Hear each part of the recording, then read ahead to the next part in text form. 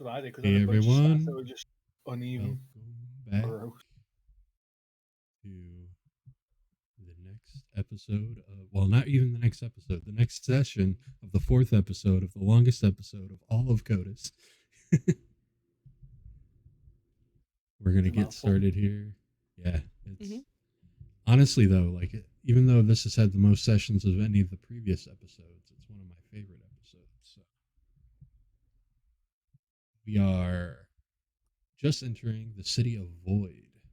You guys have been in kind of small towns lately, and now you're going into a much larger town, as you can see from the map where we let off. Still not like the biggest city in all of Astoria, but your volume's cutting in out a little bit. all right. The microphone. How's that? I think it's better. All right. So, again, not the most large city in the world, but it's way bigger than anywhere you guys have been recently. And it's walled in. As you guys come in the walls through the gate, you guys are coming, I do believe you're coming from the east. You see that instead of the red glass and dim torchlight that you've been used to, this is more classically lit. Exposed street lamps, clear glass windows where there's glass windows, that kind of thing. And you are able to pass through the gates without any issue, as you don't appear to be some giant monster trying to eat them at that moment. And those seem to be the requirements. Okay. Some pretty easy requirements to meet.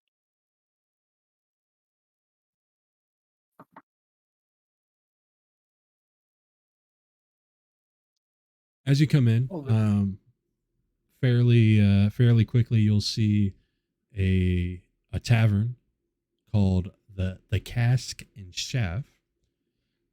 The Cask and Shaft Tavern seems to have a lot of noise coming out through the door whenever people go in and out. A lot of cheering, a lot of singing.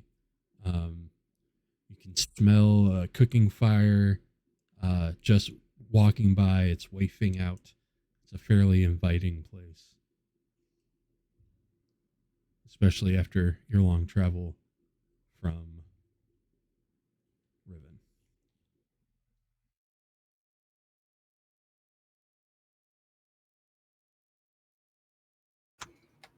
You think we should go check out the inn? I was gonna say maybe we should stop here. Well, it's certainly got the hustle and bustle going about it. Could be a good place to get some information. My thoughts exactly. All right. Hassa starts entering the inn.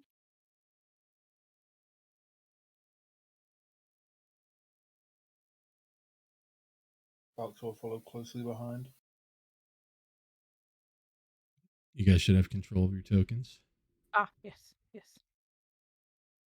Which way is yes? Oh, this is the street. Oh. Definitely no muggins around.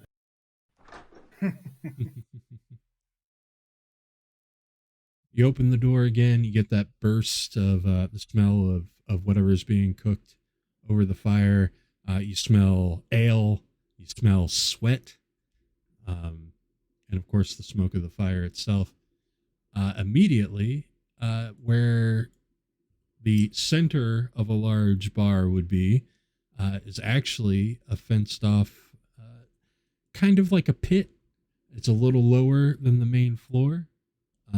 And it seems to have a bunch of straw covering what appears to be dirt, stained with some blood.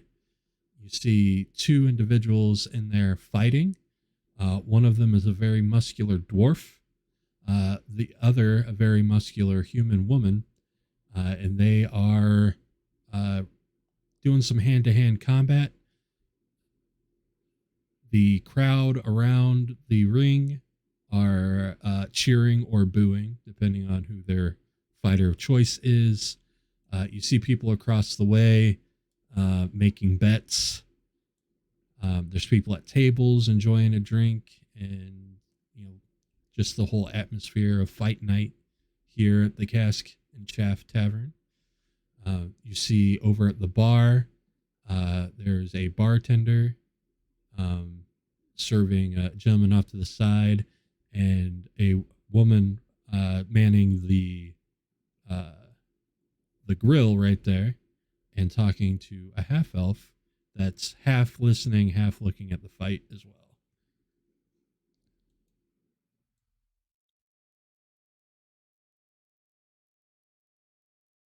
Well, that explains the noise. Undoubtedly. I wonder if this is well, we could probably order some drinks while we get information at the very least. Of course. Mm-hmm. The woman in the ring yells, "Is that all you got, you short little fuck?" And the dwarf goes, "I've had shits bigger than you." Oh. They swing at each other. And they just keep fighting. I mean, this is my kind of fight. The person next to me, who's fighting who? What's going on here? Oh, that's yeah. You're looking at Ida there, and you're looking at Bodan there. Okay. They're always put on a good fight. My money's on Ida. She does look quite scrappy. All right. Okay. So to the bar. Thank you so much. Oh yeah. Does anybody else want to come to the bar with me? I'll try over. All right, Secher is watching this fascinated, and he starts cheering for Ida. Nice. Ida. The fly. Secher's like, I want to get some coin in on this action. Mm-hmm. You get to the bar. The half elf behind the counter perks up. Scoot over, Lolly. Let the new people in. You need something to drink, something to eat. The elf that was sitting there scoots down so you guys can get some counter.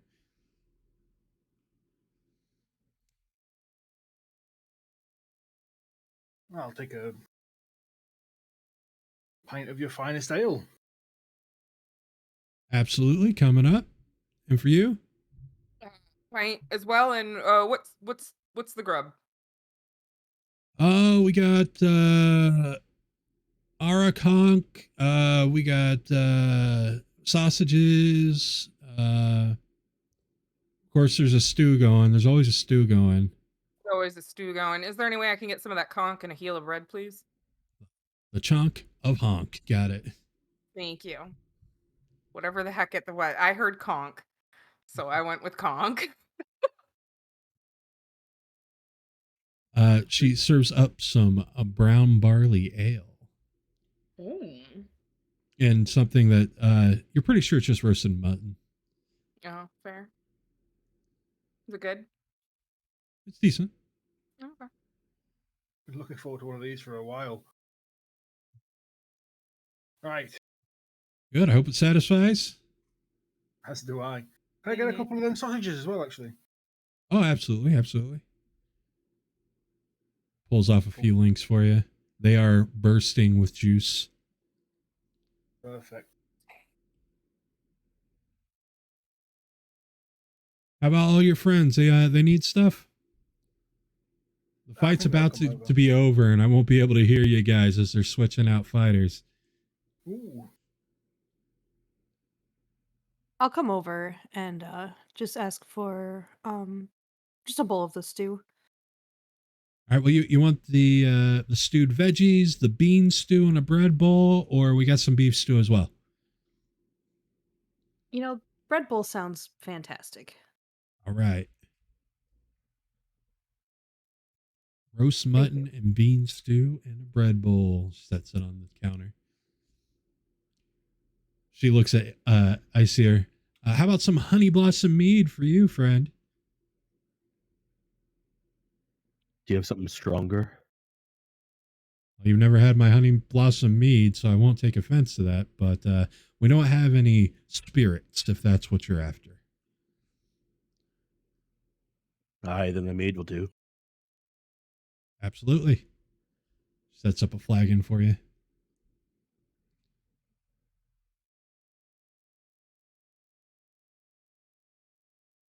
We'll say 60 silver for the lot of it. I can itemize it if you need. I'll go ahead and cover the tab. It's not a problem. You always cover. I know. Let one of us grab it for once. Jeez. Fine, then you grab it. Okay. You grab it. Okay. Good Lord. I'll hand them the 60. It's I'll hand it's them the half bowl. off if any of you are fighters and looking for a fight tonight. I mean, I could fight. I don't mind punching a couple of things. You want me to put you on the list? I'm being on a fight either. Yeah, sure. Fanta- Put me on the list. All right, names. Hassa. Balxor. Hassa and Balxor. Mm-hmm. Hassa and Balxor, the duo of destruction. Gotcha. Hey, we got a title now. Balxor. Get a title. I think you're more of the destructive type than I am, but It's all good. You hear everybody around the ring, and Secher sees what happens. There's a huge roar of applause and cheers, and then of course boos coming from other individuals. Secher, you see Bodan try to tackle Ida, and she's able to brace herself and kind of catch his head at her side, and she swings back, slamming his head into the ground as she drops to her back. Nice DDT, and he goes out. She stands up and raises her arms, and the fight is over. Nice. The whole Hassa. tavern is so loud right now. Secher is clapping and hollering for Ida. And the victor, Ida. And she does her circuit around the ring before she helps Bodan up. And they both walk up out of the ring. The half-orc there manning the stairs steps out of the way. And they both go to a table and start drinking together. Half-orcs make the best bouncers. Mm-hmm. They All right, well, really do. I'll call y'all up when it's your turn. All right, sounds good.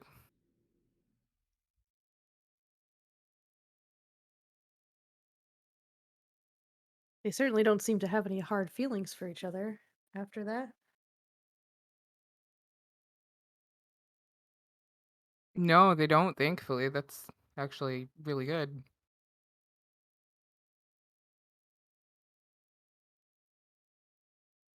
forward to this. Mm-hmm. I haven't fought with my fists in a long time. Right? This should be a good time.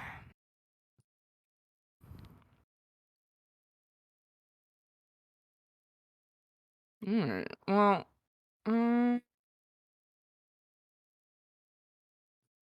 Now that the fight's over, Secher joins the rest of the party at the bar. I didn't know you had a thing for fighting, Secher. I love combat. Just never. Well, I guess Never shook me there's as not the a whole fist lot. of the pipe.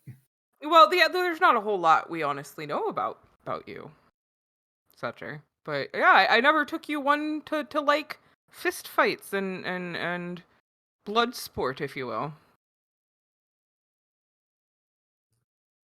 But I enjoy seeing people, engage in sport. Fair. They won't let me in there, but if you guys are going in there, that's awesome. Yeah. I was about to toss you in. Oh man, I wear him as a hat. I'm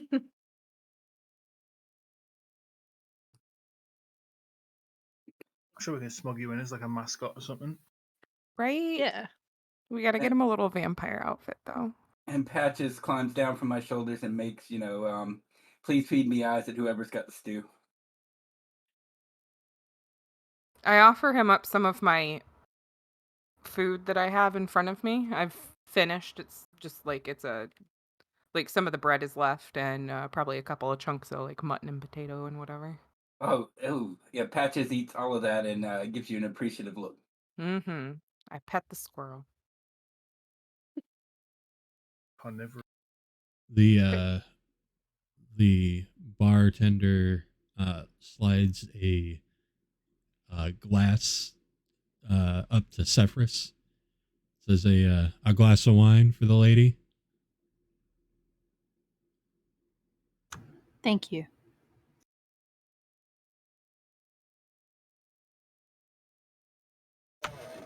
Just give it a It taste. definitely is blood. Hey.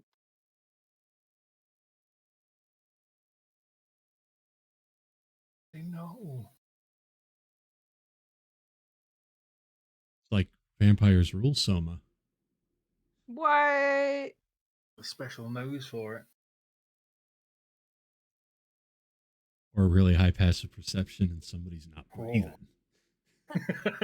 Oh. Listen, I've been working on my breathing. I have it. What's your passive deception? Right. Wait a minute. What is it? There's a passive deception? Shit. No, there's not. Listen, but my sheet in parentheticals has a 13 by deception. Nice. Still less than So the I am perception or the passively insight. sneaky. Whatever. They're a professional bartender. Are they tabaxi? No, they're half elf. Tabaxis Baxes are are naturals. natural bartenders. Everything. Yeah. On authority. All right. So, what are the rules to the fight? Just so we are aware. Use your fists and your know-how. All Oh, you right. can use your feet too. No biting. And You heard Massa. I'm you not gotta gonna bite. Calm yourself, Balxor. accept a submission. Got it. Got it. So don't keep beating him into a pulp. That's pretty reasonable. Nah. Yeah, and Pretty if you break the rules, Orlash over there, he'll bounce you out by your forehead. Orlash. It's I don't see very many other half orcs. They're around. Yeah. I haven't it's we've been traveling for a while and just it's been a while since I've seen another of me, if that makes any sense. But Oh yeah. Yep. Don't worry. Deep down inside, Ori's a real softy. You can call I him. bet. I am sure I can. Is he being facetious? I mean, you can roll an insight. Oh, I'm And it's gonna a roll she. it just for shits and giggles. Oh, I'm sorry. Let's see. Where is what was it? My passive insight. Okay.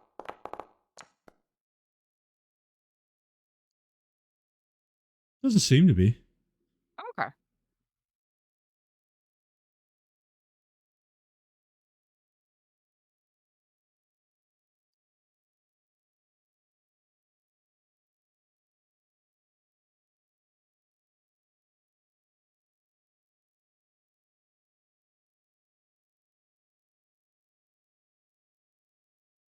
After a little while, Orlash steps up to the ring again.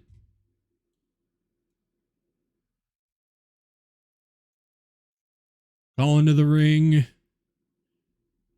Balxor and Hassa, the duo of destruction. Oh, they actually went with that.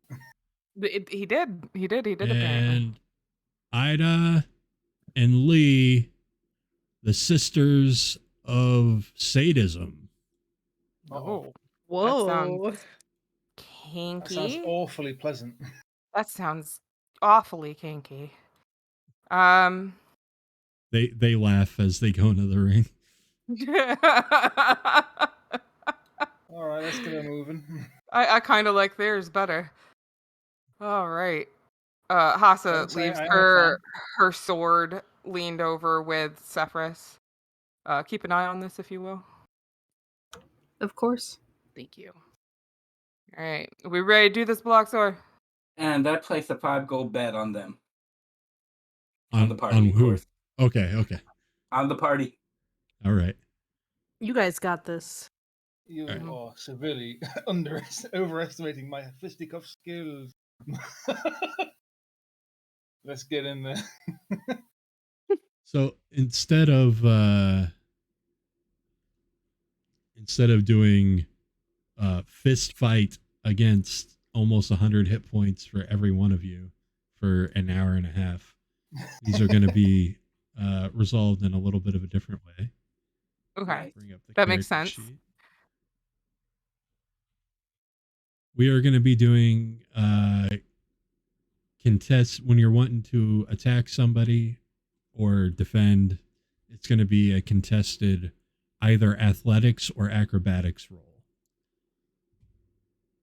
depending on how you're describing your action. Great for me. I have no proficiency in either. Cool. Very nice. Those are like go-to fighter like proficiencies. Damn it, Dondo. Yep. You had one job. And I chose to be medicine man. If you can tell me how the skill you want to use would work in the particular exchange that we're doing, then I'll let you use whatever. It just has some. You have to make it make sense to me if I don't get it right away.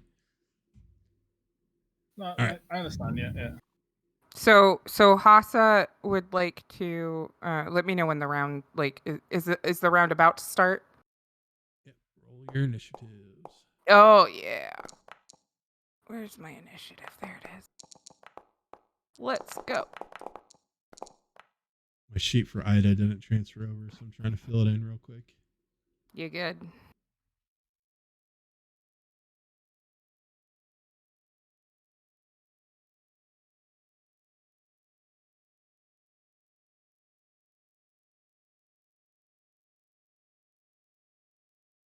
That's good. All right. Looks like we're starting with Hassa. Mm-hmm. Orlash yells, "Fight!" and everybody cheers. Hassa strides forward and just braces herself kind of as a blocker in between Balxor and the Ida and Lee. And she sits there and she goes, "Come at me, you fucking wusses!" and screams and intimidates them and just lets out this battle-filled intimidation. Okay. All right. Well, you're using verbal components, so you can't use your strength Oh, for okay. intimidation. So would I want to I guess in this situation, would I want to maybe go up and punch, I guess, use the intimidation and the force to go up and punch Ida? That kind of thing would work. Some sort of Yeah. feat of strength. Yeah, okay. So I'm going to do that while screaming that I'm not re-screaming. That actually kind of hurt my throat a little bit. But Yeah, I'm gonna. She's gonna defend by headbutting your fist. Do I roll anything for this? So you roll your intimidation, and I'll roll my athletics, and Okay. whoever gets the highest wins the exchange. That's pretty good. It's really good. She really shouldn't have headbutted my fist. You give her a punch. She reels back a little bit. Balxor. After I watch Hassa just run up and fucking punch the fucking face of somebody, I'm like, oh fuck, I better fucking do something. I'd like to just run and I guess tackle this guy. I'll do it with athletics because I can't be honest explaining it. All right, she is going to cartwheel out of the way and let you slam yourself into the side of the ring. Mm-hmm. Can I assist? No. We're not close enough. Damn it. So go ahead and roll your athletics. She'll roll her acrobatics. Poggers. Oh, a beautiful roll. Hey! You slam right into her and slam her into the back there. Hell yeah. All right. Now it's her turn. So you slammed her into the back. She's going to go limp and slide between your legs and kick out the back of your knee. She's going to try to with acrobatics. How are you going to defend against this? I guess as soon as I see her drop, just backstep. Okay. I guess what skill are you trying to use? Acrobatically. Just really quickly. Right. Sounds good.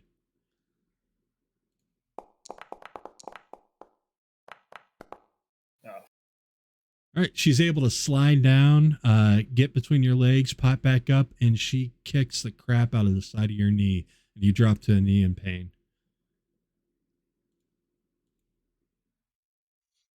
All right, Ida, she kind of puts her hand up to her jaw, rubs it a little bit, and goes, "I wasn't bad. Well, how about this?" And then she hoofs you in the front butt. In the front butt? Oh, in my No. I let her kick me in the lady bits, and then I lock my legs together and twist to cause her to lose balance and fall to the ground very, very quickly. And yeah, so I would be using my athletics, my strength for that. So I would be, my athletics. How are you avoiding the damage of being kicked, though? Are you accepting that you're getting damaged and then making an attack, or? I don't know how else to Oh, well, no. Okay, never mind. Sorry, I had to think about it a little bit more. So I'm gonna catch her leg. Okay. I'm gonna catch her leg and then twist it and throw her onto the ground back. Awesome. Use her momentum against her. Mm-hmm. Perfection. Athletics. Yes. Oh yeah. Ooh, so close. Yep. Very close. You're almost not able to get a hold of that leg before it hits home, but you do, and you push her up, and she goes tumbling backwards. She does that scramble step back and leans against the side of the ring. Mm-hmm. All right, your turn. Let's see. What do I want to do? What do I want to do?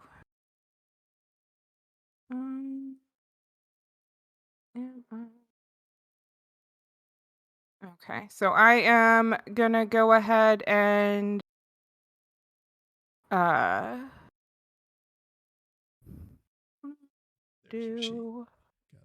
just gonna I'm gonna charge at her again, and instead of because she really seems to trying to cause pain, I'm gonna just headbutt her. I am gonna headbutt her. I am gonna freaking just full on take that 10 feet of distance, use that to build up a little speed, and I'm just gonna ram my head into her. All right, she is going to try to sidestep and use your momentum to slam you fully against the side of the ring. Fair. There. Roll athletics. Yeah.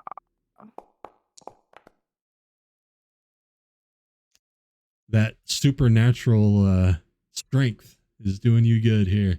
I know. Able to make it happen. To clarify, my headbutt was going for her sternum. So like I kind of lowered down. Yeah. Okay. Well, you're much taller than her as a half orc, but it's fine. If you try to do the maneuver again, it's going to be at disadvantage though. Oh, okay. That may. Oh, future. okay. Yeah. Unless you're like rhino charging her, but that's not. Maybe I am. It's a ram. No, okay, that's not a ram. I was headbutting her. Like I just didn't realize the size difference. You're huge. I know. I forget. Balxor. So if I remember correctly, she's behind thinking you. about it correctly, she's behind me. Yeah.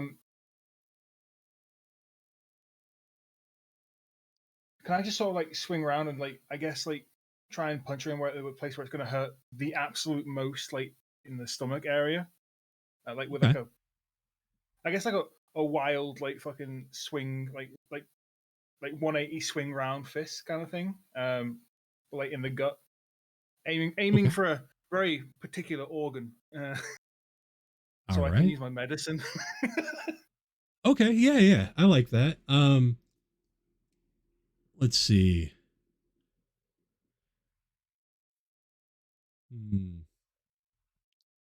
She sees you sizing her up, and she is going to attempt to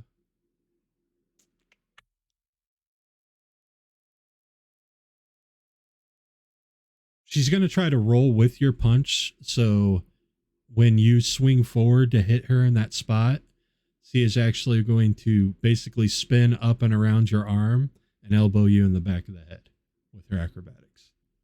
Okay. Right. Roll your medicine. Oof. Nice. She goes to do her spin around, but you kind of saw her telegraph that, and you're able to get that hit right where you needed to. And she winces with pain. All right. She's going to attempt to kick up some of this bloody, dusty straw in your general direction, and use that to kind of obfuscate where she is going, so that she can try to attack you from an angle you don't see via her stealth. Okay, in that case, I would like to use my insight to kind of read her facial expression and body language to kind of predict where she's moving to. Perfect. Fuck. You get a bunch of straw and right in your eyes. You're like, oh, what's going on? Where is she? And she decks you right in the face. You feel your jaw, like it would crack, but it just kind of like dents in and then pops back out, but it hurts. My jelly-like ability, very, very helpful there. Yeah. No broken jaw, but by God, does that hurt? Oh.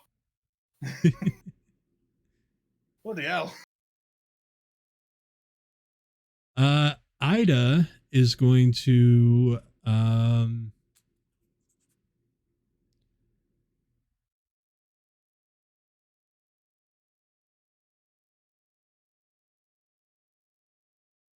she is going to, since she's backed up against the railing, she's going to half climb up the railing, basically going to the top rope, and she is going to try to do a block chop on you, like basically jump forward at you, slamming her shoulder into your shoulder to knock you down. I am going to check her with my shoulder by standing firmly in place, hoping that she hits me like a brick fucking wall, because I am a brick wall. She's a brick. Not gonna get copyrighted. But yeah, so I'm gonna stand there and I'm just gonna, yeah.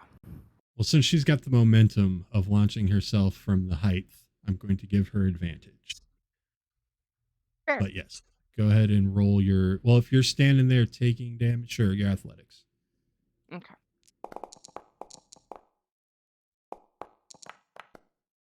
Ooh. Ooh. She slams right into you, knocking you down. She lands right above you. Am I prone? Off to the side. You're technically, but I mean, that was her action. Now it's your turn. Oh, now it's my turn. So I am. She's on top of. Are we like laying Not literally. No, she's on her feet. Because when she hit Okay. you, she was able to catch her footing. She's not Okay. on top of you. She's just towering over you because you're on the ground. Okay. So is it possible for me to use I guess it would be I want to grab her legs basically and like raise my knee so that when she comes down her lady bits slam into my knee because I'm mean. Fair. Yes. She in thinking, man, this is what I would do, so I'm going to try to not let that happen. Instead, she is going to drop a Hulk Hogan style leg across your throat. So I'm yeah. You're going to be at a disadvantage because you're on the ground. Oh, then let's see. I did not. What do I need to take away to? Just roll it again, and you'll take the lower result. Oh, okay.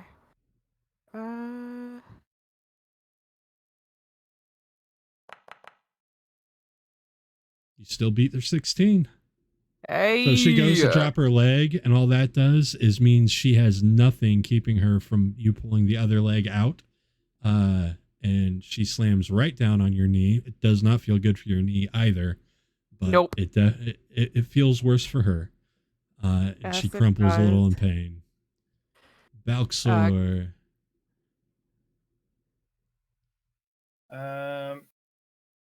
Dirt in my eyes. My knee hurts.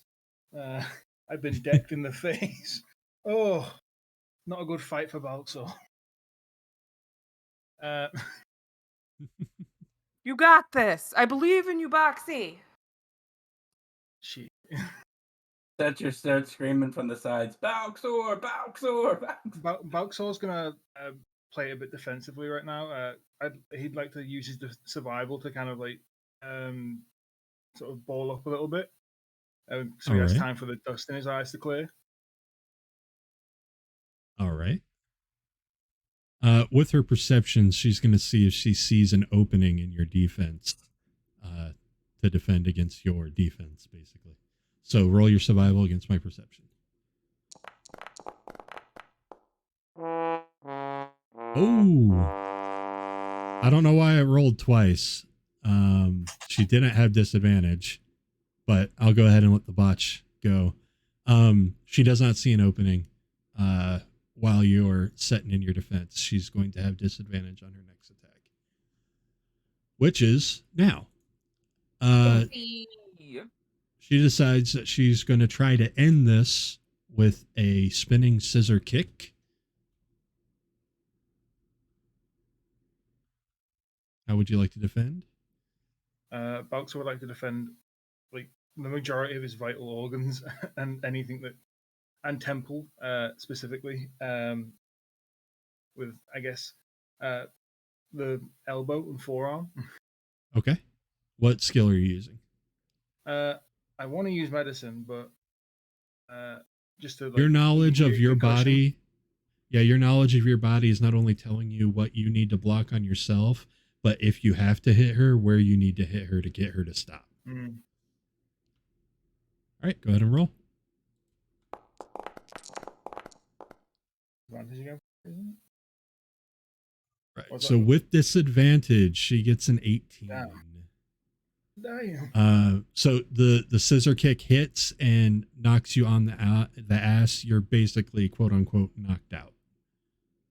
Damn. Uh-oh. Uh-oh. This is bad. Am I actually knocked out, or am I just like dazed? You're dazed. Okay, Basically, thank God. you're down for the match. Yeah, I'm waving out. All right. Well then. So, Ida's going to go into a full defensive position. She's going to, if you take a swing on her, she'll use the opportunity to retaliate, but she's going full defensive. So your next action, if it's against her, will be at disadvantage. And it's your turn. Okay. Is there attacks of opportunity still? Not really. Like, it's more narrative than that. Okay, I just wanted to make sure I wasn't. So Hassa is going to see that Balxor has gone down.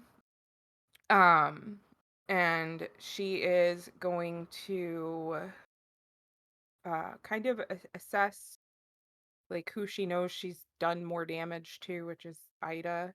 And she's just gonna turn and she's gonna take a quick look at Lee, and she's gonna come over in a way that allows her to do a roundhouse kick to her to her head. Right. So keep in mind that you are getting up, you're looking back and forth, making a decision, and then that's heading right. over. I'm still on the ground. I'm sorry.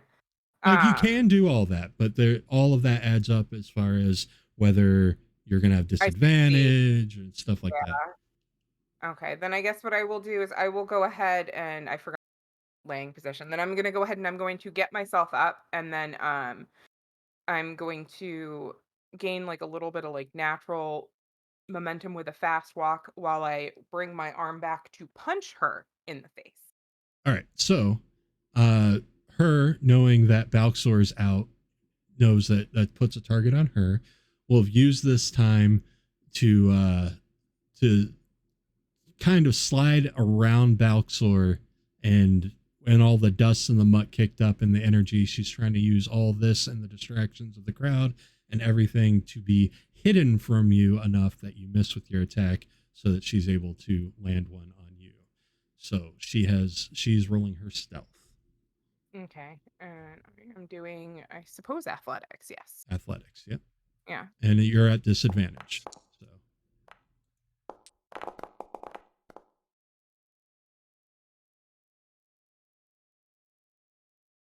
So that is, yeah. So you, by the time you get over there, she's like, "Where the fuck did she go?" And then she just comes out of nowhere with stalks you right in the jaw. Wait, did I not roll with disadvantage? You rolled regular, but your regular roll was lower than her success. So even if you rolled again, it couldn't be higher than the 19. If that makes sense. Okay. Oh, because she got 25. Okay, yeah. Never mind. I see that now. Sorry. No worries. Okay. All right. Balxor's tapping out. Now it's her turn. She's actually waiting. So she's basically holding her action. She's setting you up for Ida's turn. Ida's coming in. Ida is going to tackle you at the knees while Lee tries to go for some sweet chin music, a nice knockout kick. Okay, in response to that, for both of them, I want to let's see, one of them is grabbing my legs, the other's trying to punch me in the face. Kick, but yeah. Kick me in the face. Okay, so I want to basically use, remembering my size now, use my hand to grab Ida by the throat and use an arm to block Lee. And like use that momentum to throw her back. So you're gonna spin around to grab Ida by the throat? Oh, I'm sorry. I have a hard time with 2D and visual space. So no, instead I will go ahead and I will reverse it. I will grab for Lee's leg and put an arm or fist to like donkey kick. Push. Yeah, donkey kick. There we go. Yeah. Yeah. Awesome. Yeah. So I'm gonna donkey kick her. Yeah. There we go. Thank you. Right. No problem. And am I allowed to do rage? Have I been allowed to do rage this entire time? I mean, it would go against the rules of the fight, but you can cheat. Oh, that's right. No, I don't want to cheat. I'm not rude. Okay, so athletics, right? Yep. Okay.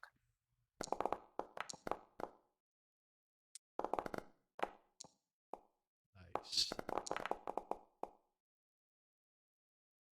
All right, roll again for the other one. You got one of them, but you have to roll for both of them. Okay.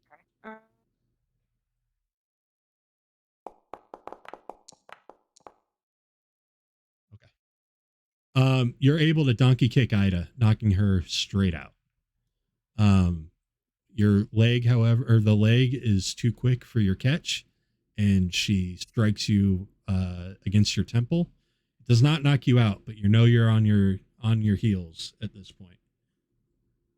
Okay. And it's your turn. All right. So she just kicked me in the temple.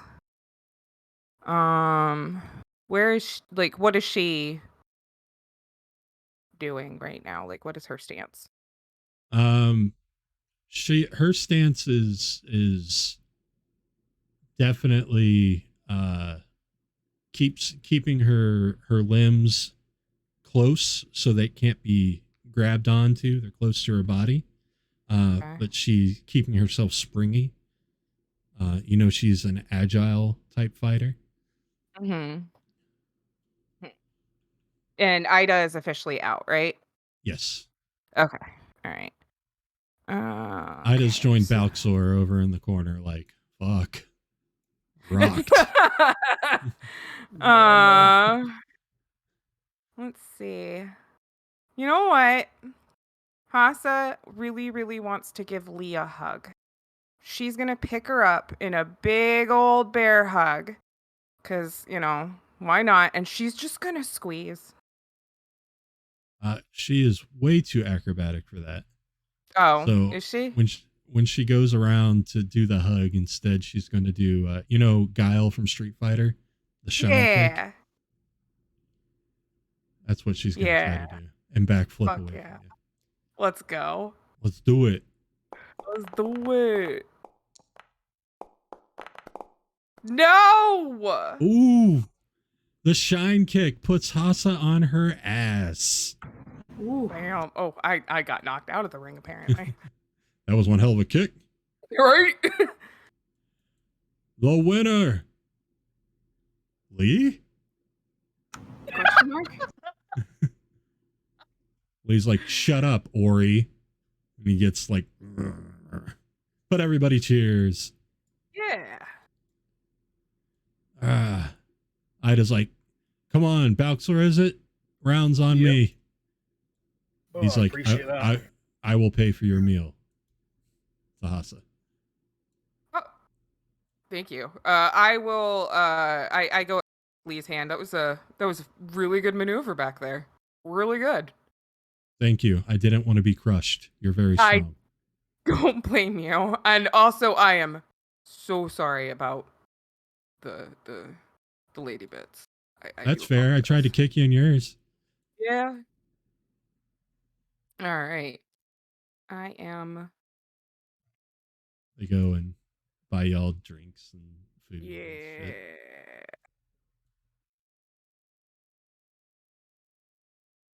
Bodan's over there, like, so you got lucky with me, Ida. She's like, yeah, whatever, Bodan. She put up a hell of a fight there, Bodan.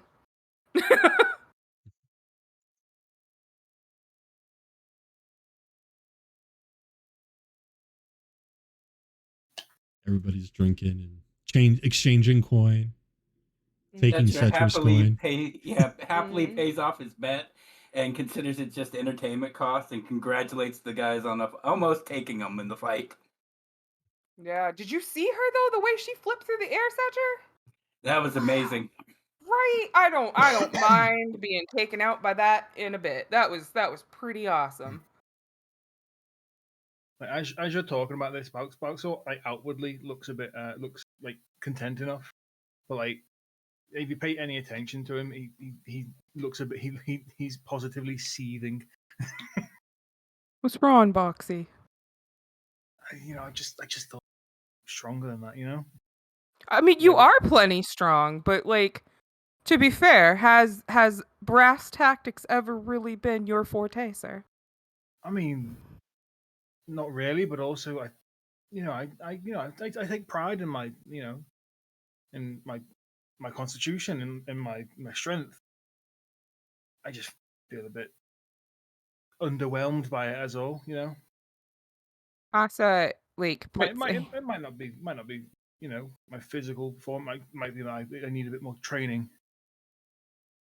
Might have skipped one too many martial arts lessons at the academy in exchange for a bit of scientific knowledge. I mean, yeah, but without that, who's to say that you would have been able to be where you are now without going that journey? Like it is because of the skills that you picked up that you are as successful as you are now. So like, we all have things we're good and bad at. I can't talk to people to save my life, but I mean, I don't think most of us can. But like, we all have our skills, and yours happens to be things that go boom and potions. I don't think I've ever made it go boom. But I'm sure you could do it. No, I'm definitely sure I could do that. Yeah, I try not to. I can't make things explode. I also can't. I mean, I can make them explode with my fist. That works. Yeah. She puts a shoulder on. Wow. She puts an arm on I just almost called you my cat. I just almost called you my cat's name. Baraxi. Wow. Wow. I put a hand on his shoulder and I'm just like, you are an amazing person to me. Thank you. I feel the same, but yes. So let's get some drinks down us. Yeah, another round. Lots of cheers, lots of drinks, lots of food. Hassa is very hyped up on the fight adrenaline. Just be drinking.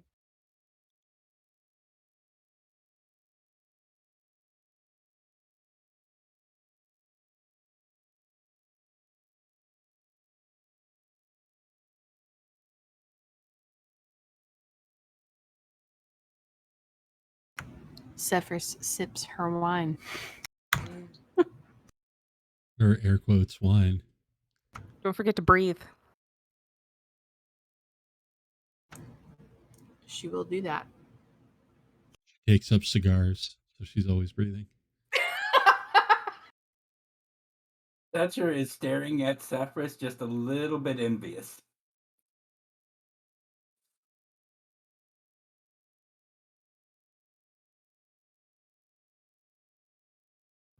Because he knows he can't drink wine.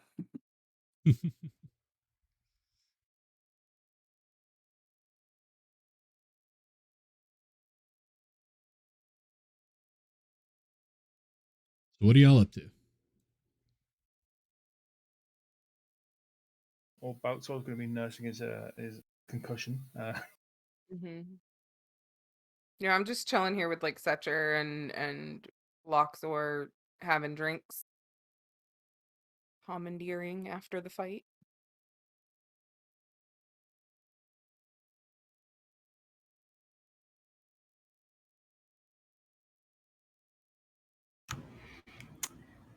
What is Myra doing this whole time? She's kind of trying not to, like,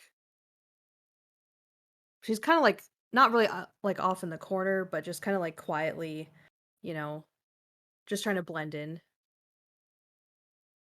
like not really drawing attention to herself.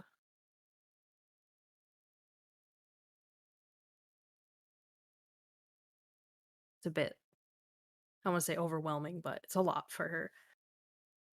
Right.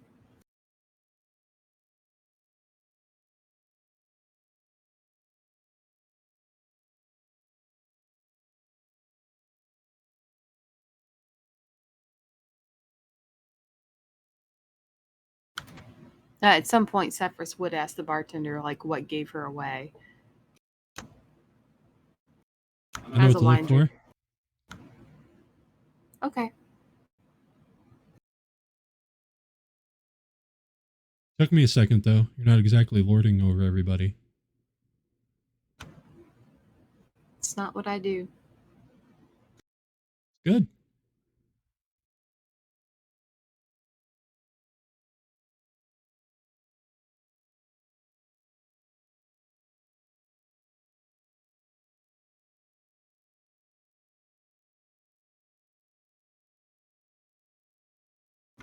It is appreciated, though. Happy to please. That one's on the house tonight. You and your friends have made a good impression here.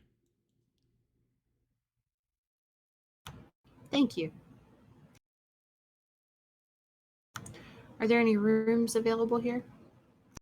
There's the common room. Got a bunch of beds in there.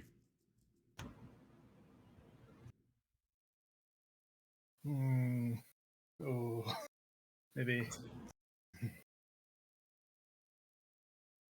I have survival skills. Is there any way I can set up like a camp for me and Balxor, like outside of the town, or like Yeah, that's I'm easy. super efficient.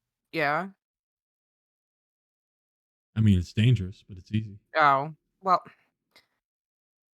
Okay, so it's not the smart option. Is there anywhere that has more private quarters by chance? I mean, there's other inns. You guys need to like rent out the whole common room? That's fine. Oh, okay.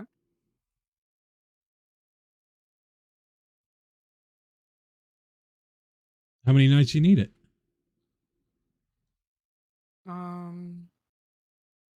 Sefris, how many nights do you think we're going to be in town? Probably at least 2.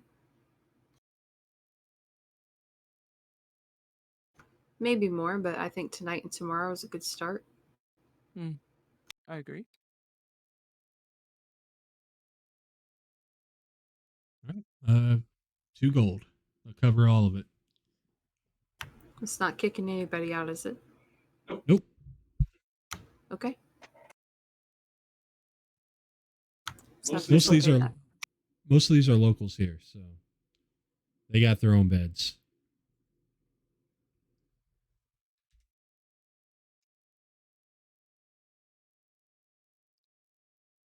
So what brings y'all to Voyd?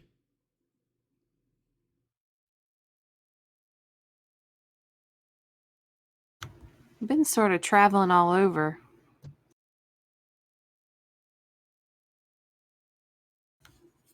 Just kind of filling out the map, you know?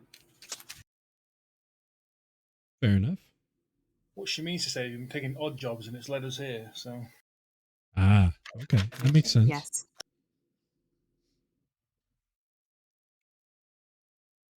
Well, if you're going to be in town for a couple days and you're looking for something of a tasty little breakfast or midday thing, definitely check out Petunia's Pleasant Pastries. They got these pecan cookies. Oh, wow. And their lemon cupcakes. Oh, okay. So they have the lemon cupcakes. They have lavender lemon cupcakes. There's the darkest sky cakes. The plum jam filled. Oh wait, no. You got to try the Revan Gold whiskey cake with brown sugar glaze. Oh, that stuff's amazing. She's like almost salivating. That is quite the selection.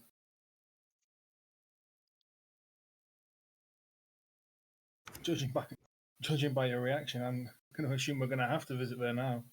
Right? Oh, it's great. It's ran by Petunia LaRue. She's great. She's a sweetheart. She might give you a little bit of discount. You tell her Jilly sent you. Will do. Thank you so much. I appreciate that. Yeah, no problem. Yeah, we got that. We got Oro's Oddities. If you like little trinkets, he's good for that. Joy over at the Mistress of Wines. If you like fancier drinks. Aesir, didn't you say that you needed a general store?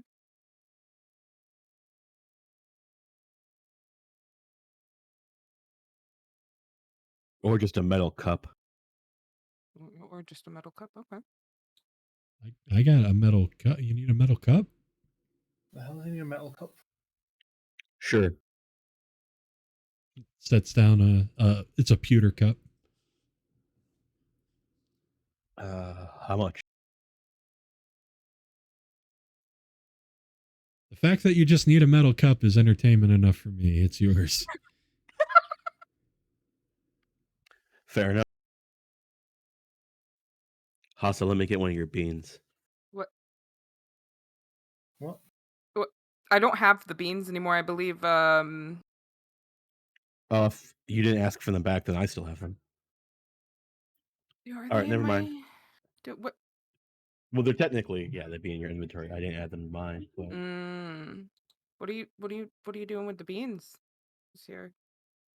Making a contingency plan. No, I make bean soup with mine. In fact, I got some bean stew. You want some? I think your shiny friend had some. These are some unique beans. I'll just take some bread and some more mead. Oh yeah, sure. Yeah, I just need one at a time right now, Hassa. I don't mind. I just would like to know, because the last time I used one of these, I unfortunately hurt fellow party members, and I would prefer. Can I just have a little bit more information? I'm very aware of how they work. In fact, I'm the one who told you how they work. Remember? No, I know. I just am trying to understand how they're being used. It's a contingency plan in case we get in trouble. It might help. I don't like the sound of this contingency plan. Sometimes you just need some bean stew. I get it. I get you. I'm understanding. You don't like anything I say, Balxor. We could just assume that now. Well, hold up. I'm saying this because, you know. What's that, Ulali? Yeah, I'll be right there. She walks away.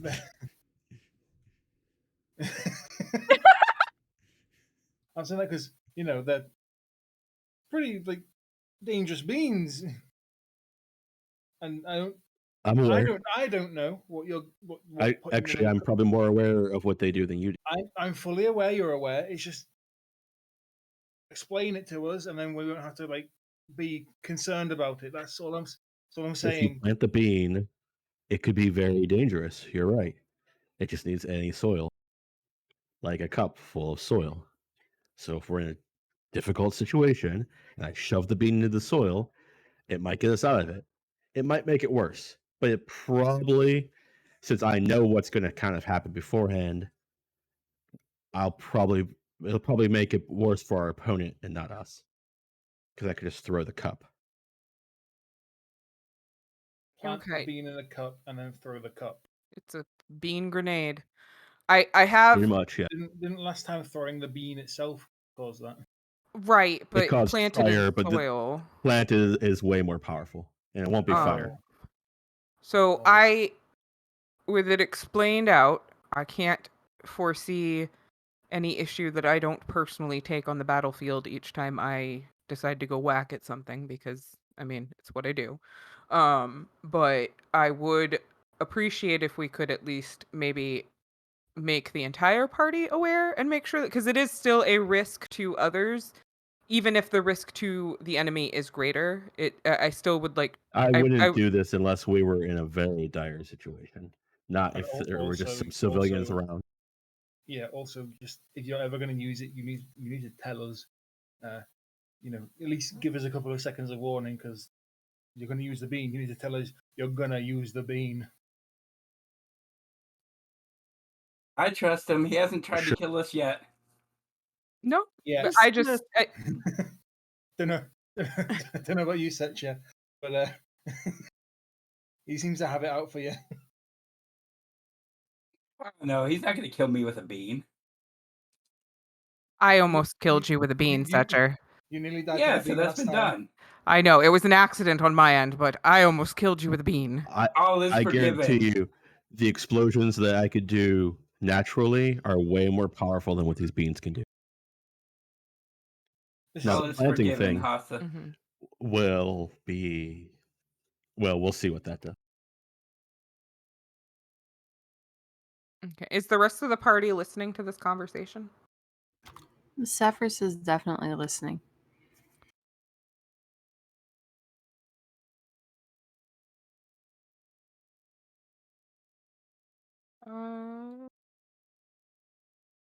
What say you, Myra? Can I create water Yeah, absolutely. in the event of? Yeah. In the event of Oh, fire. it won't explode into fire. Like I said, if I wanted to blow things up, I would do that way more efficiently than these beans. Well, yeah. I mean, just in case. Fine and all. It's a good thing to have Controlling the prepared. bean is a difficult bit. It will call something. It will call something powerful. And the powerful thing will attack the first person near it, probably. Maybe. Well, everything's kind of a chance. I delicately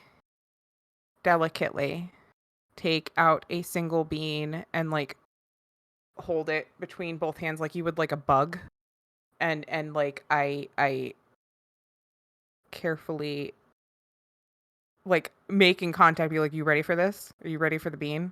Are you ready, Aesir? You want this bean? They aren't that fragile. I don't care. Are you ready for this bean? I'm ready. Hassa is very like uncomfortable with these beans, clearly. So she like Every time you repeat it, the commoners that are kind of around get a little further away from you. beans. It's okay. Hassa just like lightly and gingerly lowers it into Aesir's hand. They think she means an entirely different bean. All right, you got slips it? into his pocket. Yes. You're just gonna He slip slips it into your my pocket like that? Yeah. Hassa's I make just, sure there's no holes in the pocket that it could fall out of. That's the only thing I'm worried about is losing it. Hassa's just like literally standing there. Her eyes are like huge, and she's got like that firm, like straight line, and her lips are like super thin, and she's just like staring at you, super concerned. Like, So this bean might blow up a few of these benches. If I wanted to, I could level this whole building. It's not the concern. but you control that. You can't control the bean. Wow, you are really worried about these beans. I almost killed someone. Just don't plant them. Let's blow Or up the throw benches. them. Okay, guys, nobody shake Aesir. Nobody shake him, because what if he falls? Then he'll explode. Hassa knows nothing about this magic tomfoolery, by the way. That's why she is so freaked out. Beans aren't supposed to explode. They're supposed to be for eating. I am far less worried about this bean exploding on me than you hitting me with your axe. That would be far more detrimental to my health. They're both detrimental to your health. Yes, but one is more detrimental. Your axe is more detrimental than this bean. And today, discussing magical theory is Hassa. Beans are for eating, not for fire. What if we just go outside and try it? What if I'm not trying anything right now. I know exactly what I'm doing, and it's not going to happen right now. I'm just saying, I if just asked her to Aesir hand it to me. suddenly catches on fire, it's because he tousled the wrong way and he made the bean explode. I'm just saying, if we smell fire, that's why. Be ready. All right. Good to know. Please don't turn Hassa, into I a would roast trust- Aesir. Don't do it. I would trust you on how to win a fist fight. You could trust me on how to handle magical objects. Haas is clearly having a moment because she's like, even though like you guys have your differences, she's like clearly worried for your well-being, even though she thinks you're kind of a dick sometimes. But that doesn't mean she wants you to be hurt. So she's like, are you sure? Because like I don't want you to explode. Again, even if I did, it wouldn't be that bad. Hassa just sighs and goes, "Can I have another mead, please?"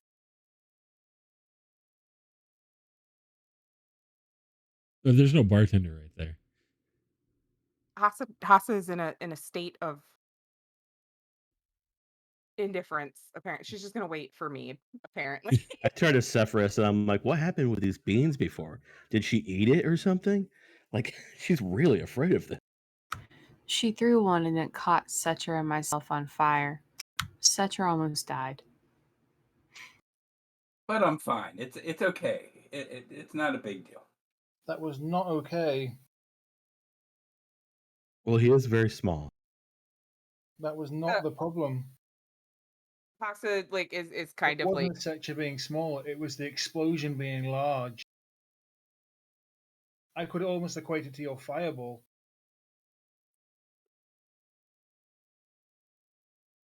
I would not equate them.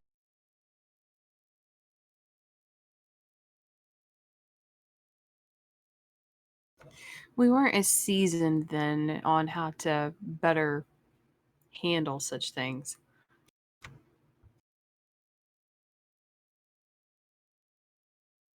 The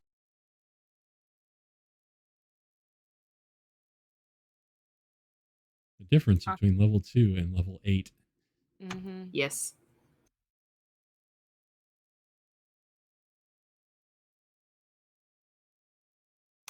But he made a full recovery. She's been very cautious about the beans since. I've already. Well, it's a good thing she didn't plant one because you'd probably all be dead. I'm not smart enough for that.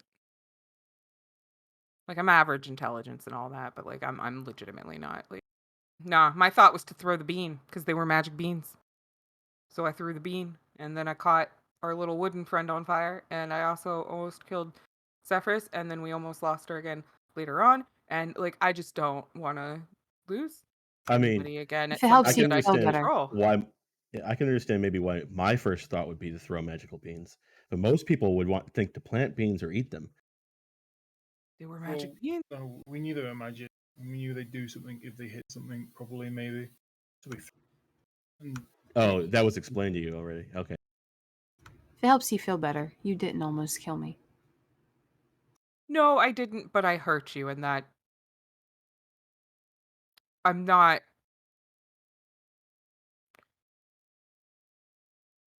I have so little that I would stand for and support, and I can say without a doubt that I would give my life for each and every one of you.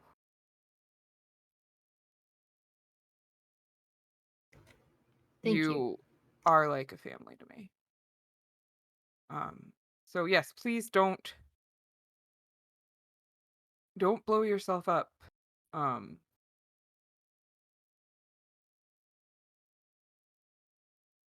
Aesir, don't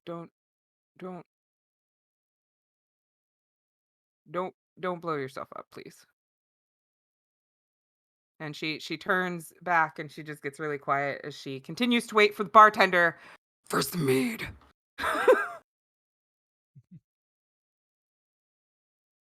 But if we face another sea hag, definitely blow her up.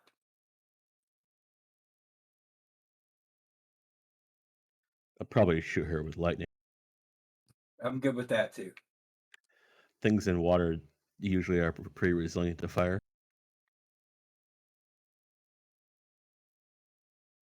That's why he's the mage. You would think. Well, let me tell you what. If it's magical fire, you can catch anything on fire. Not necessarily.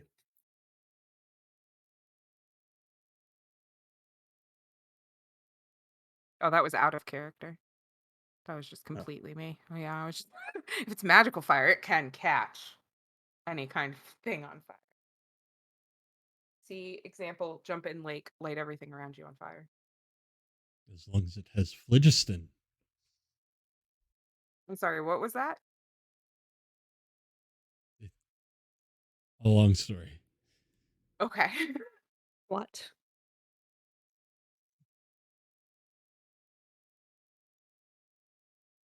Are you doing okay, Myra? Yeah. I noticed that she has been really quiet. Yeah, it's just, a lot of people around. That's all. No worries. Do you need anything to eat or anything like that? Did you get yourself some meat and food?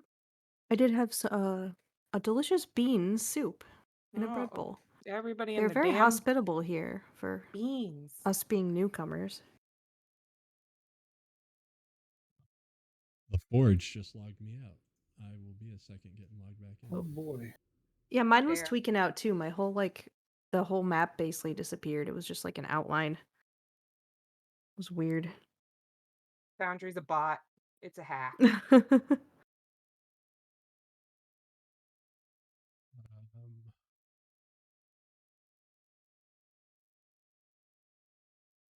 Yeah, something like that.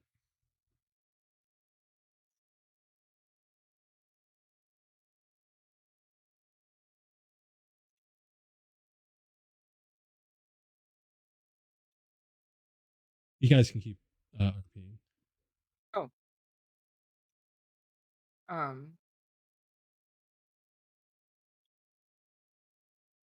Yes. So you're just gonna have a little bean bomb. Basically, yeah. More of a I mean- distraction than a bomb. I'm not standing next to you when the fight starts. That thing feels unsafe. Like, what's to stop it from going off in your pocket? Well, I'll have the little bit of dirt in a cup in a separate container than the bean is in. That's what'll stop it from moving. Well, no, because if the beam received an impact, it could also explode. So that was also the case of the whole bag of beans that's on Hassa right now.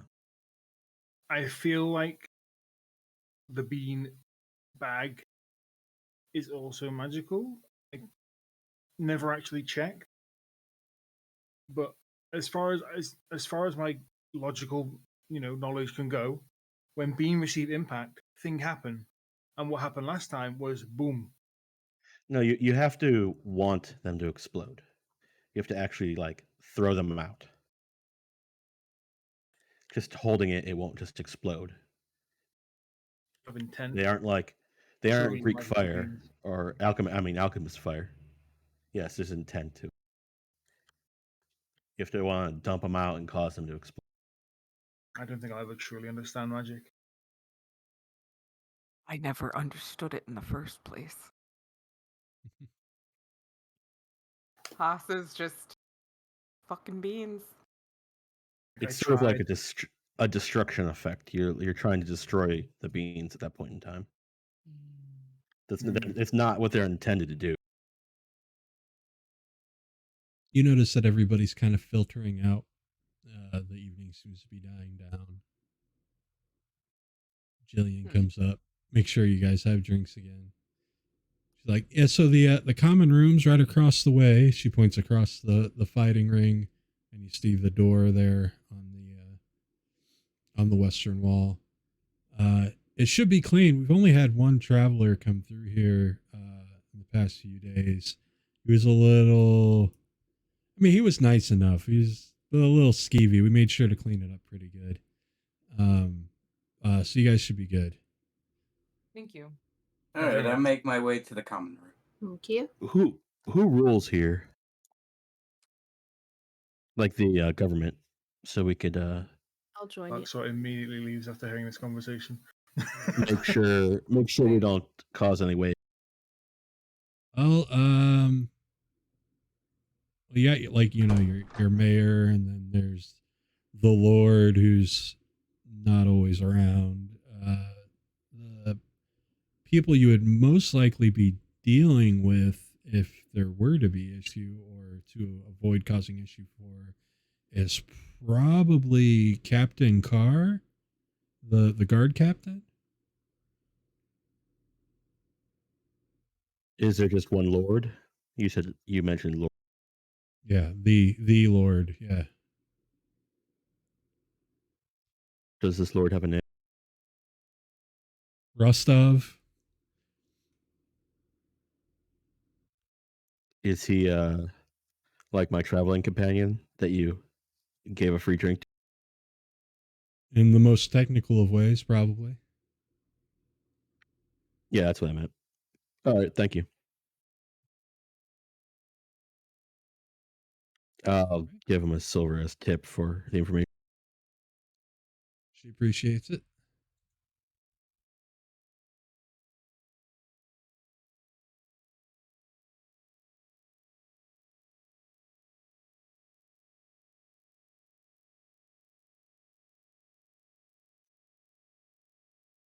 All right.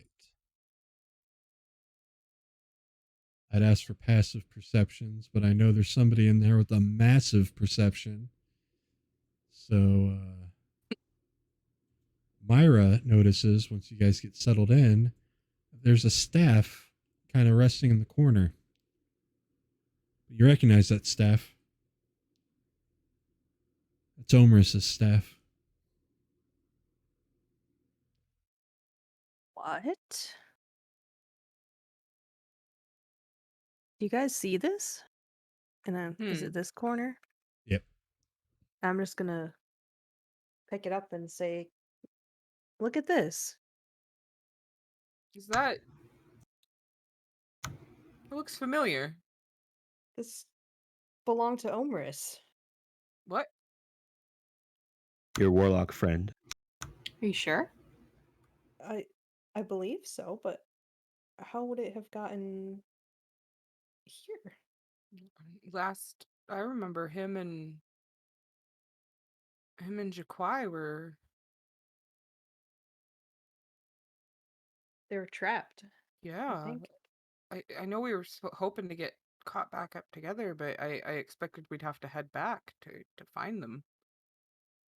Can I investigate this staff? Sure.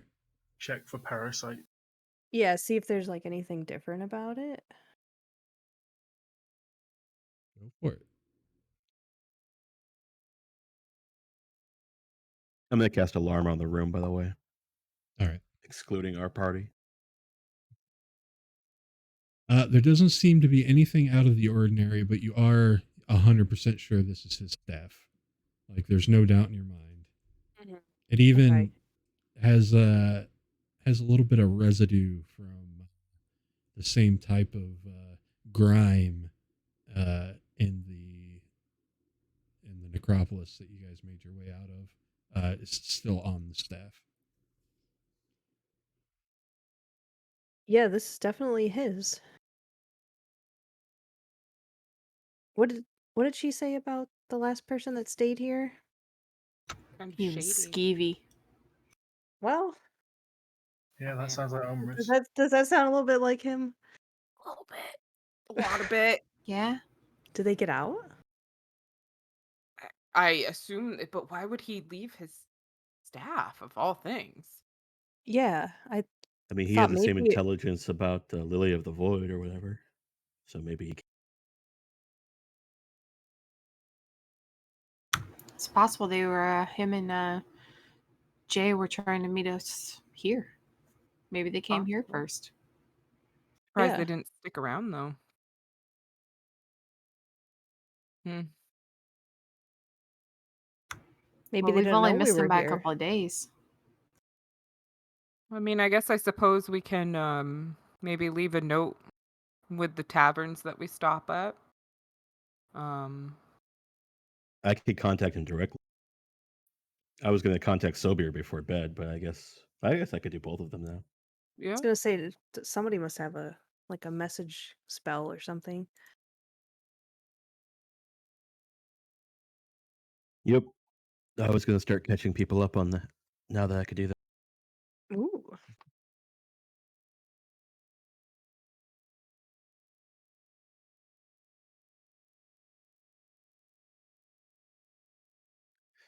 Uh, I'll never I get to guess I'll poke his eye worm. do that before bed. First one I'll do is Sobir, and it will just say, Aesir checking in. You have 25 words to respond.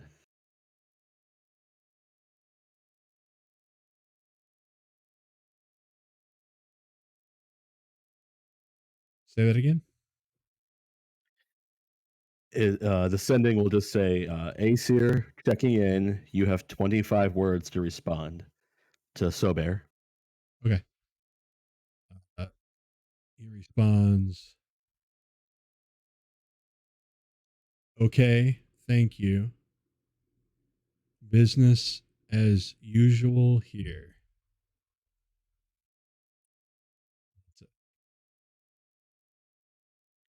Nothing about that guy we sent his way?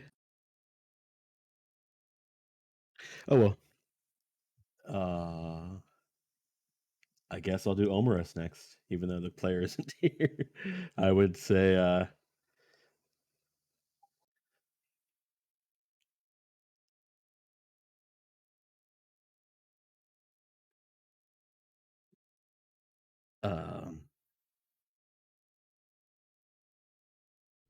this is Aesir. Your friends are worried about you. Where are you?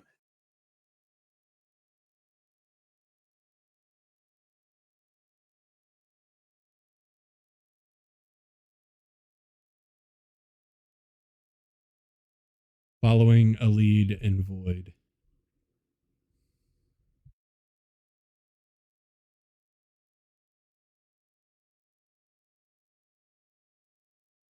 I'll tell the party he's apparently here in town.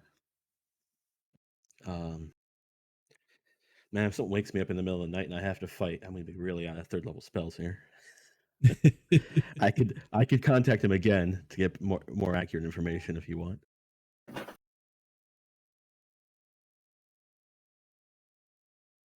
Maybe we should just let him know that we're also here. I don't. Let him know what inn we're staying at. Sure. What was the name of this inn again? The Cask and Shaft. All right, I'll do another sending to him. We are at the Cask and Shaft in Voyd. Myra is holding your staff, concerned that you left it.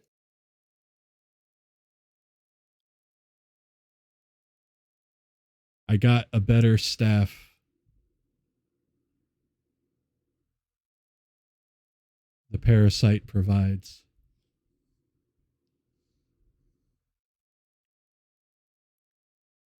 See, he's fine. He just got a better staff. Parasite provides that do be him. Still can't believe you just left this though. You don't hear what he responds to me in my head, Hassa. Or Neffi. You don't hear that part. You're right, sorry.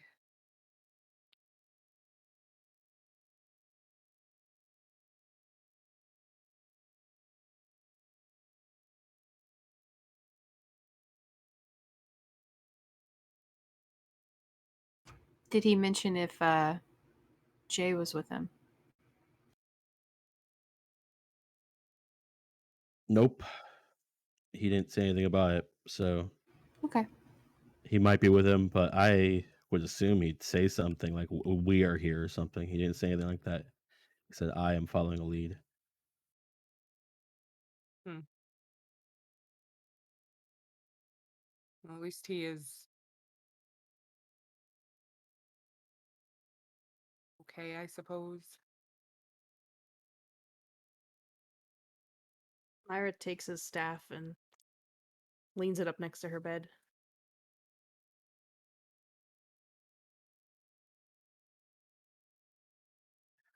I go out to the bar and get another mead and bring it to bed.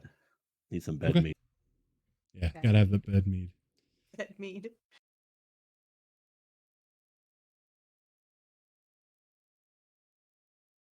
It's pretty great mead.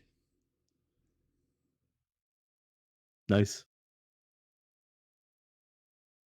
Balxor just gets comfy and then oozes underneath his covers. I can only sleep on half the bed according to these cubes. And just sit on the side, Same. sleep sitting up. Oh, whoa, whoa, whoa, whoa, whoa, hey. Whoa. I could Handshake. fully get on my bed. Whoa. What the heck? Hello. Only 4 of the beds are Oh. sleepable. Yeah, apparently. I'll go on this one.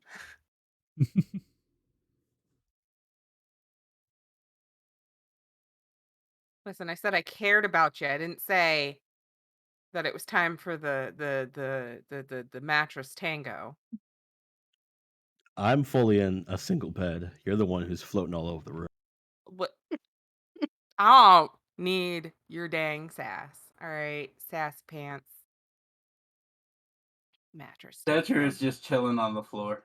Of course Watching he is. Hassa. Why? Why do you do this to me? What did I do to you today? Nothing. Uh, I brought you nothing but pure light and joy.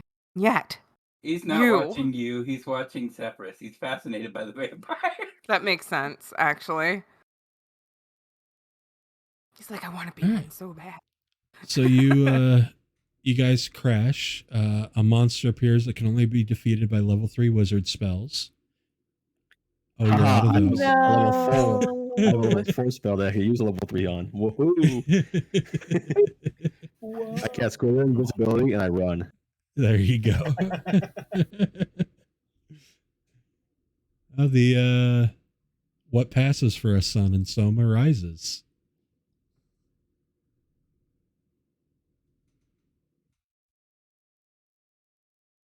The energy serving light bulb rises. Should we do a long rest? Yeah. Sweet. Roll dice. Go. Uh-oh. Oh, not again. Let's have a look. What's on the bottom of the table? What's an 8? Oh, good. Your body starts to become formless. You have disadvantage on dexterity saving throws. Oh boy. Hood's staying up today. My face is like sagging all over the place. There's like gravity is having like it looks like gravity is like it looks like I'm going like like through like a wind tunnel, but like it's down. Gravity is really doing havoc on me today. He's looking like Alphonse from Sparrow Academy. A dehydrated blobfish. Yeah. Yep. I look like everybody's Dark Souls character. Definitely some Alfonso there. Yep. All right. You guys are awake. It's the new day. You're feeling rested.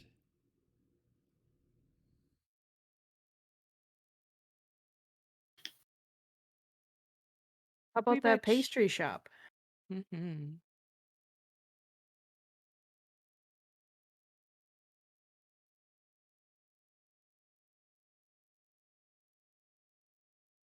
You guys head out to the pastry shop? Yes. Yeah. Mm-hmm. I think we I get deserve it. some breakfast mead for. Of course. Some fresh breakfast mead.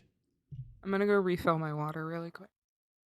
Balxor will spend the entire time talking to as few people as possible. Can we like wrap him up really tight? Like keep everything I am in. fully cloaked up. Like put some tie some extra like belts around you and stuff, you know. Yeah. If you got Hold- spare belts, I would absolutely Hold it right all now. in. I have some rope. Not sure that'll help right now. Put The rope Like, burn feels like it. I feel like I'd seep through the rope. so what you do is you'll take you take 2 pillows and you take some of the stuffing out, but not enough to compromise its structure, and put one against the front of his torso and one against the back as like a holding force, and then you rope it down, and it helps give him something of a form for his torso. I will do that if he would like me to. Balxor will accept the help. He is struggling. All right. I get the pillows out and I attempt to kind of wrap them around you with the rope and pull it in tight.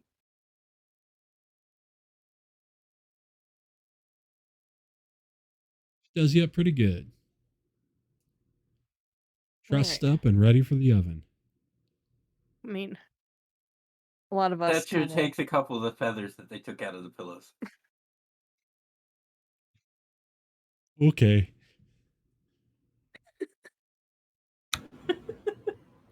It'll all make sense later, I promise.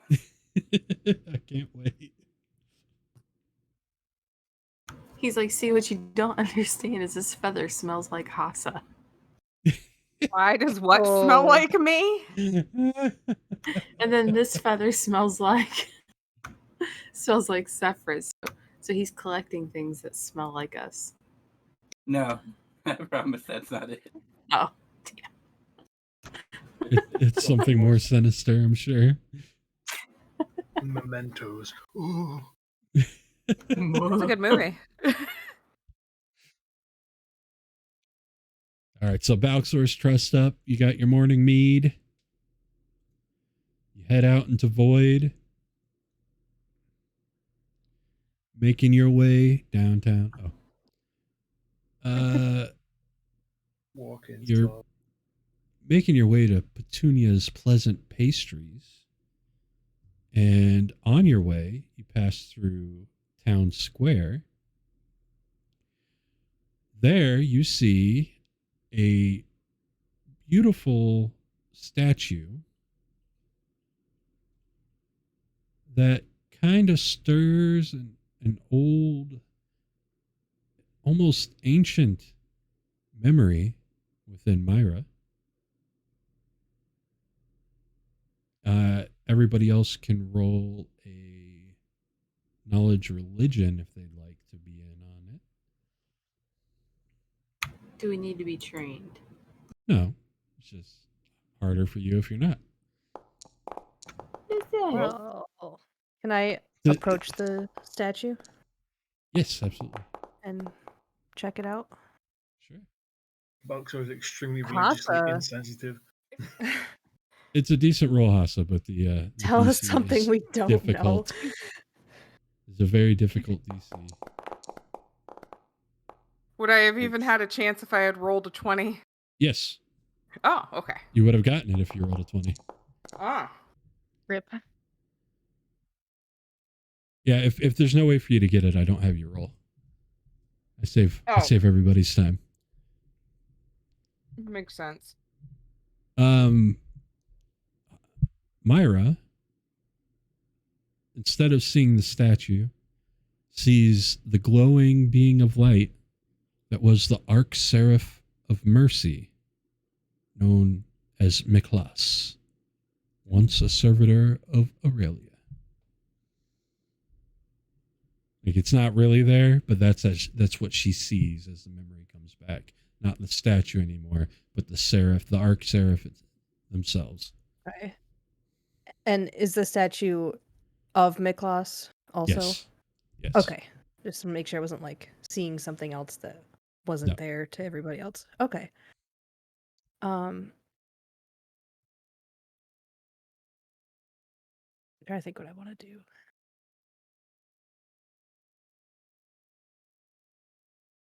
Does it Is it like moving or It's not anything? moving, but you see these little motes of light kind of like dancing around the statue. In fact, the rest of you, as you're like going, what's up with Myra? And this is a pretty cool statue. You start to see those glowing motes as light too.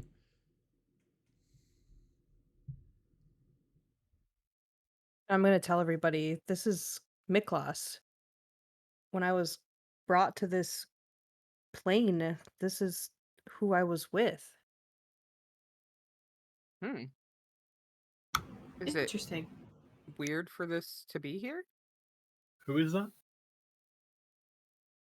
This is the Arch Serif of Mercy.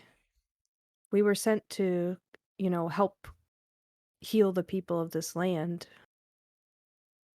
But it was just more than we could handle, and a lot of us went our separate ways. And I don't know what became of them. I think it's a she? You know, with serifs, it's hard to pin a gender. Yeah. I just, we all kind of have done our own thing for many years now. Balxor is nodding his head. You can tell he does not understand a single thing of. He has no idea what an Archseraph is. Hassa shakes her head and shares a knowing look with Balxor.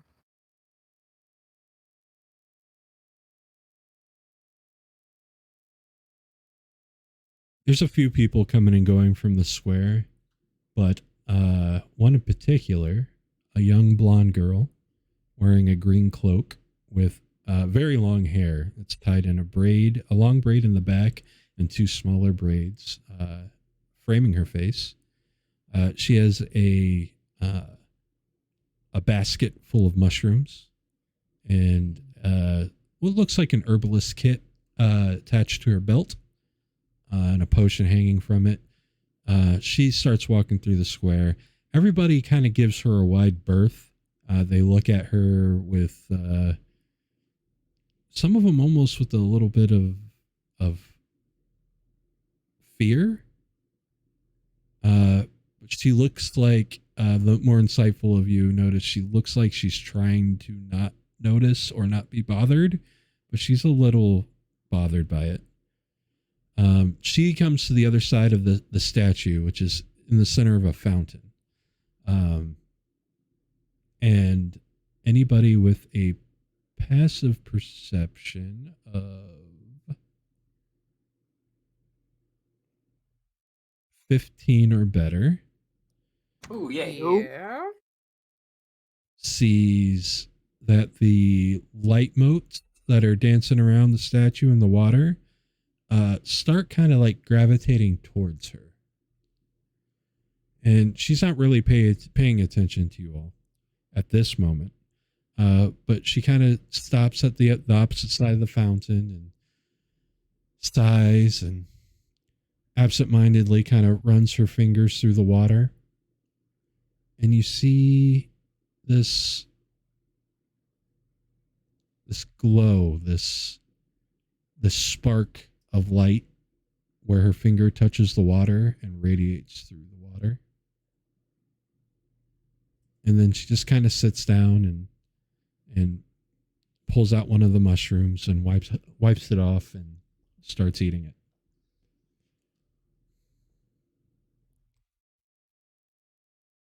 Myra's gonna just dip her hand in the water and see if anything happens.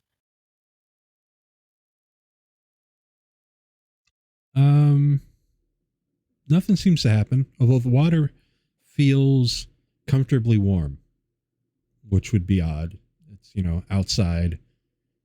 It should be a little cool to the touch, but it's comfortably warm.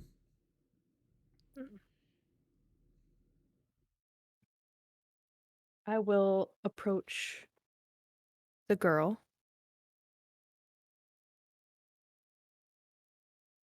She'll look up as you approach. Hello. Hello. What do you know of this statue here in this fountain. When Well, was it it's- created? Oh, it's always been here, as far as I know. I'm not big on history. If you want to know about herbs, I can tell you about herbs, potions and the like. But I'm sorry, I'm not much of a scholar.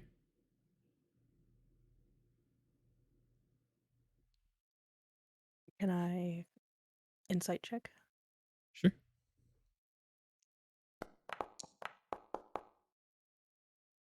You sense no deception.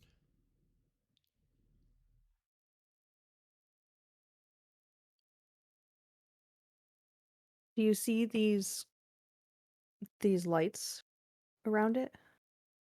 Yeah, I used to play with them when I was younger. Just they kind of move with my hand. She like moves her hand from side to side, and the motes kind of dance towards in a way.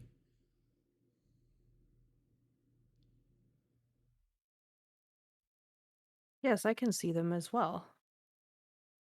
Can I kind of reach my hand out there and see if there's like any reaction to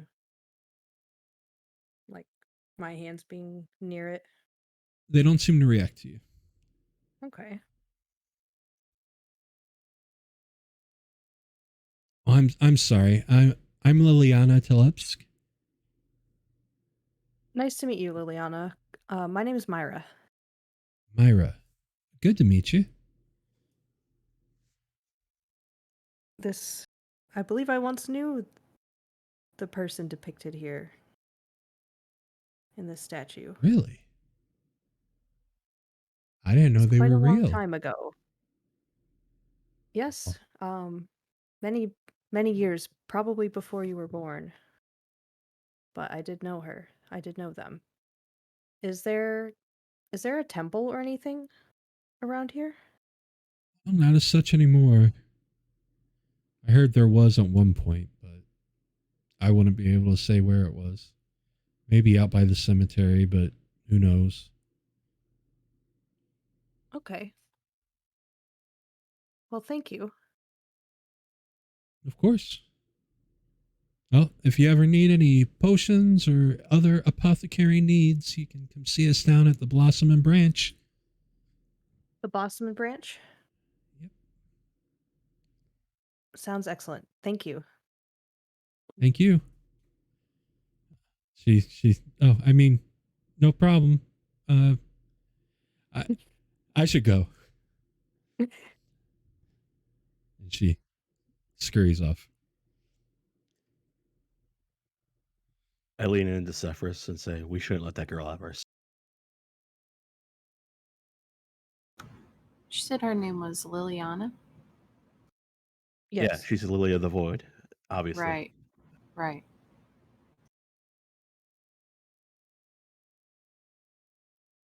Magic girl of light whose name is Lily.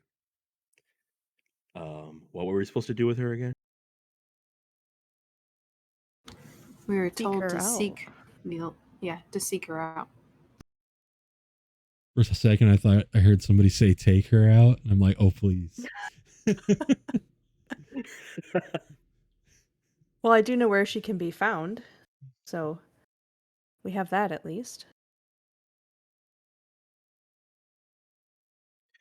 Listen, I know you guys like Omris and all. He's your friend. But he listens to a terrible parasite in his eye, and which might be a terrible dark god. And right now, he's here looking for that girl, and he worships a terrible dark god. I do not think she's safe.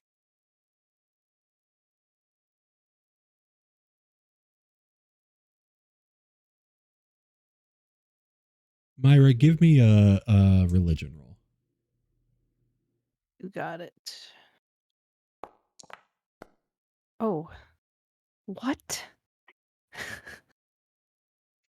You don't know What? specifics about the Great Parasite, unfortunately, with that roll. However, you do know enough that in this particular instance, Aesir's probably not wrong. Okay. That's good to know because out of character, that's not what I would have probably gone with. Yes, I'm just paranoid. I get it. No, I'm No, with you on this one. I think you may be right this time, and I'm just saying he wouldn't let should- me poke it. we So should use caution at the very least, and we may need to keep an eye on this girl. I mean, if the light from Micklos is drawn to her, she has to be special in a good way, I think. Now that she's gone, you notice something else particularly peculiar. Now the light seems to be gravitating towards all of you. Hey, Myra. Yeah. Why are the light balls floating near us? Are they going to explode? No. Okay. I wish I knew more. I was hoping to seek maybe a temple where maybe some more history or knowledge could be found, but Did she give you any insight into where that could potentially be? she said there's not one that exists currently, but there may have been one in the past by the cemetery somewhere. We can ask around. We can definitely gather information. Yeah. Light motes aren't going to explode. They're not beans. Everything, Matt, I've realized what I've done, and now I have to be kind of wary of all magic. So Fair. it's going to be a lot of, can I roll to be uneasy? I love it. One of my favorite quotes still from this whole series. Glad I entertain you. Hassa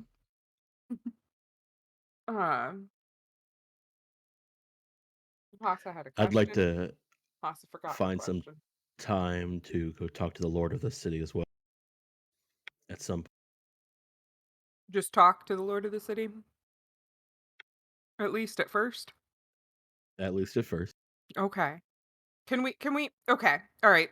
I feel like we're going to need some connections for that. Can we Yeah, you're level probably with right, each Balxor. other? Can we level with each other? Can we maybe I'm pretty sure I can't stop you from talking, so say whatever you're going to say. can we at least, like, if we know we're going to go into a situation where there is going to be some questionable morals from the party that we're looking at,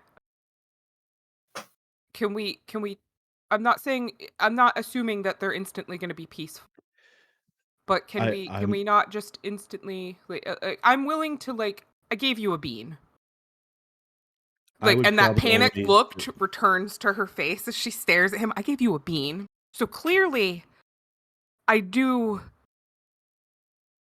Are you trying to ask if he's going to make a move? Yes, like, I'd prefer to, like, just because, like, I would probably only make a move if he directly claims responsibility for the death of my family after I died. That's, you know what? I can understand that. That's fair. Yeah. But being a very old being, he's probably going to be the person in town with the most likely intelligence about that situation. A party of power. Like, I was one of the younger members of my family, our party when we came here. Mm-hmm. So a powerful party of Northerners romping through Solm, killing monsters about 100 years ago, 90 years ago. I'm guessing a vampire is going to remember that.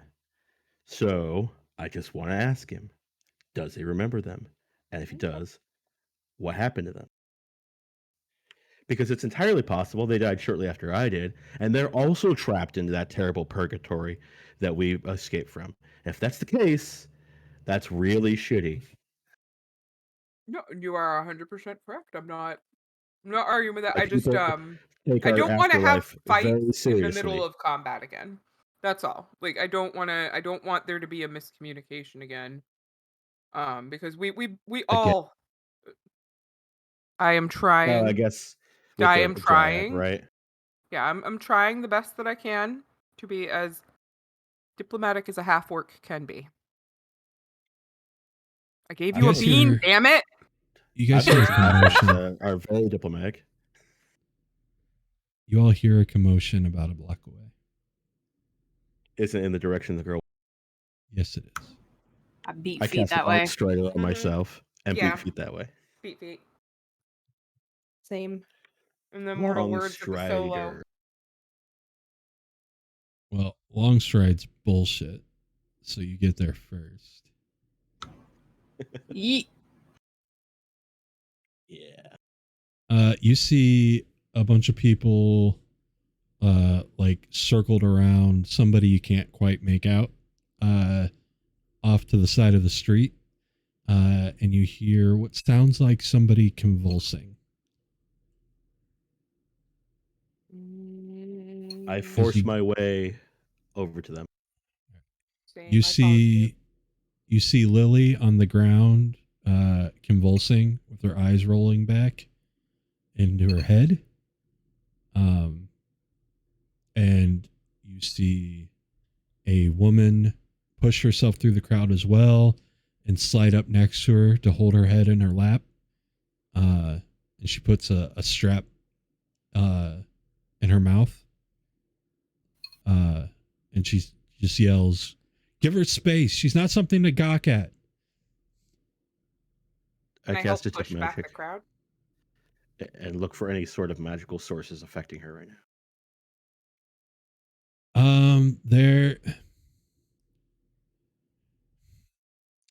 There's something of a divination effect going on. Give me an Arcana roll.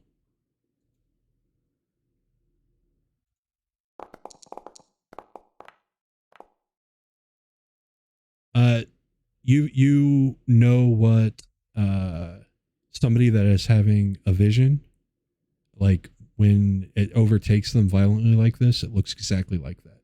There's she's having a divination that she's not in control of, but she's going through a seizure because of this divination being thrust upon her. Okay. With the commotion and attention that this is kind of drawn, I'm going to search the crowd for Omris. Okay. And I'm gonna kind of set up like myself being like a blockade between Lily and the crowd and like push them back. And I want to like kind of just make my presence as intimidating as possible to make them back off. Myra's definitely gonna. Oh, sorry. No, go ahead. Myra's definitely gonna run over to her and just say like, let me see if I can help. And no, go ahead. I'll just put a hand on Myra's shoulder and say, It's okay. It's naturally happening. Nothing's affecting her."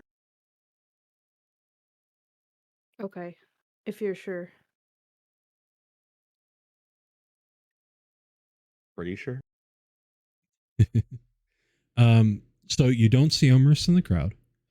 You guys do pick up pieces of conversation from the commoners as they don't want to mess with Hassa, so people start giving a wide berth.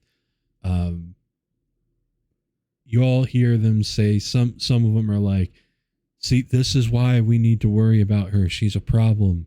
Another says, like, "She's obviously powerful. You know what the lords will do with that kind of power." But then Balxor hears somebody say, "You should be embarrassed for not helping her. You should be embarrassed for shunning her. She saved your son from the pox. She saved all of us." And that scolded person kind of shrinks back.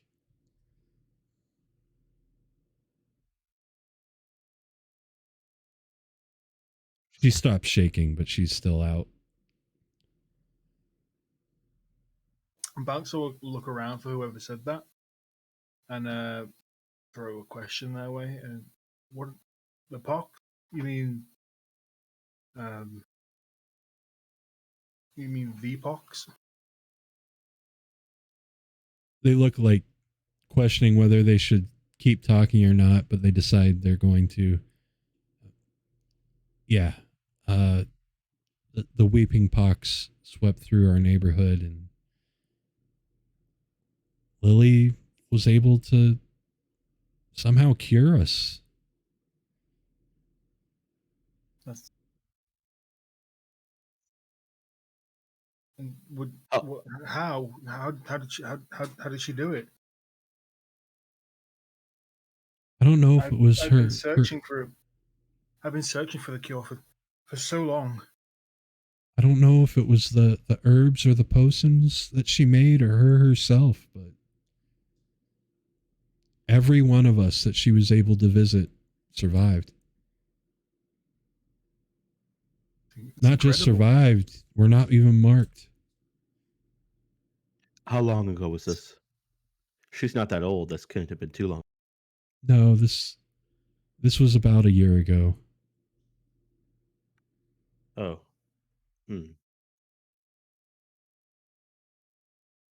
Everybody kind of, well, they should be embarrassed, really, instead of being thankful and appreciating her and celebrating her. They've kind of shunned her. They're worried what the vampires would do if they took her and used her power for things. Yeah, they're not the only ones worried about that. But it's no reason to ostracize. Yeah. Doesn't Absolutely. seem wise to shun her in that case.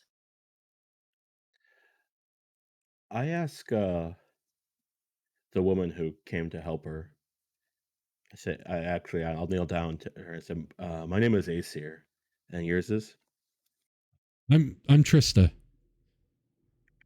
Trista, are you related to Lily? I'm her boss. She was supposed to be back at the Blossom and Branch, but she was late, so I came out looking for her. I'm glad I did.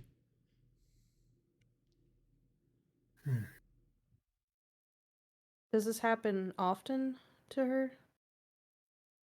Not often, but not never either. Can one of you help me? We need to take get her inside. Yeah.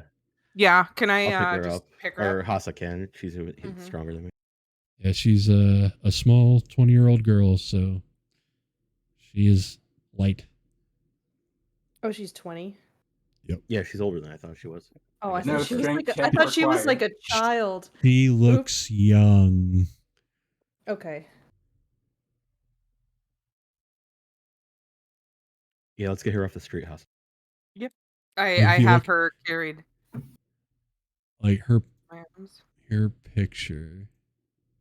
You thinking that makes perfect sense, which is kind of why I leaned into it.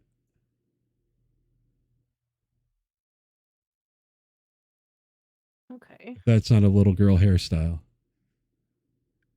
Mm-hmm. Yeah. I gingerly pick her up and make sure she's, I got her. Where to? Directs you to the shop, not too far away. Okay. I make my way to the shop, making sure to make it clear that people will move out of my way. They don't I know bother that's getting not in your hard. way. I didn't think so, but I wanted to make it very clear. I'll follow along right behind. I think we should all get in the shop. Mhm. Yep. You guys make your way into the Blossom and Branch Apothecary. It is. Are there any... Sorry, go ahead. Go ahead. No, go ahead and describe the scene first. I'm sorry. Okay. I'll interrupt the DM while he's describing a scene. It is a fairly decent sales floor, stocked full of any number of wide variety of plants, fresh and dried, many processed oils and tinctures, also equipment for brewing potions and like drying racks to dry out leaves, mortars and pestles, anything you can imagine for making medicines and ointments and salves and what have you. All seems to be here. This shop looks like it has been here for a very long time, but has been kept up. You can see the shelves are all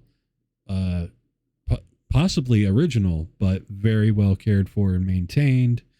The place is clean and organized in a way. It's not classic organization, but especially to Balxor, the organization makes sense for potion making and what goes with what. There is a large counter at the front that is mostly cleared off. So Trista clears it the rest of the way off and sets her down on the counter and goes and flips a sign around so that the doors that reads that the apothecary is closed. Are there any customers in here? No. I start to cast alarm. All right. You're able to put up the alarm spell, and we are going to take exclude 2 of them and us, obviously. Right. We're going to take a 5-minute break, and we'll get back to it. Yeah. Okay. Okay, cool. Break time. Break.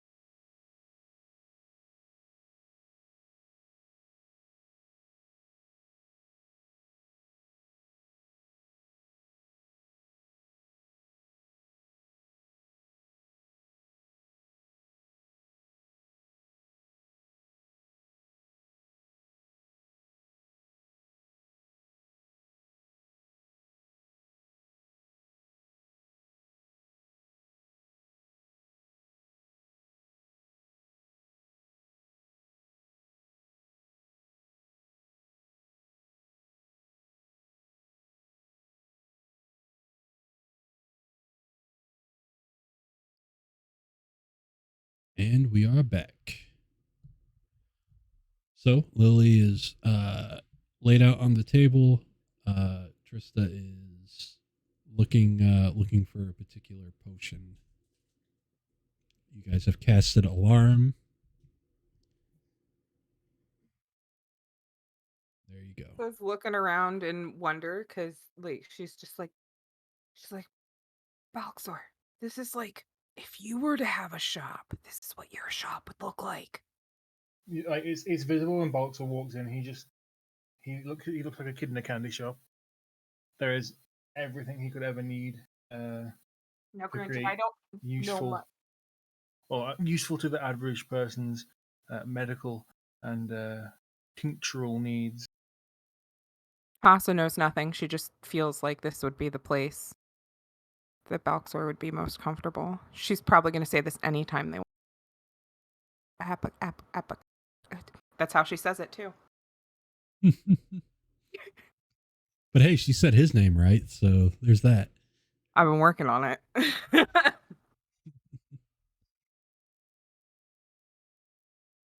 Lily starts coming to.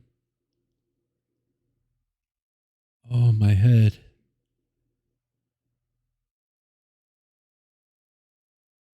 Are you okay?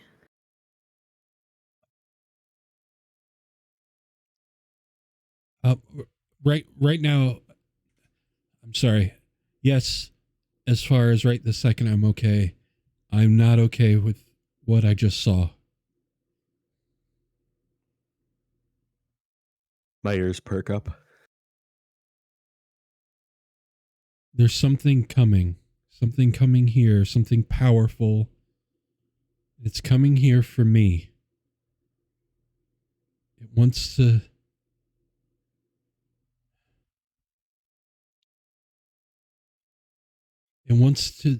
take me. How do I describe it?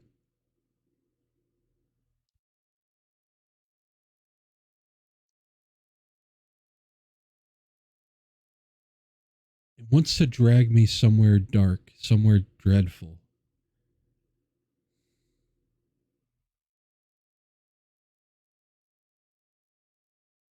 And I think it's coming tonight.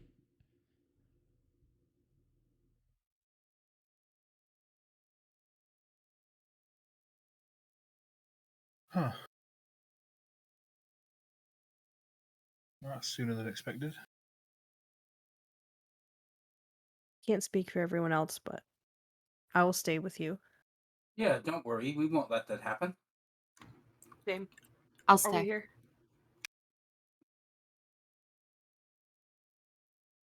Did you see anything like a clue as to what this thing might be or where it's coming from?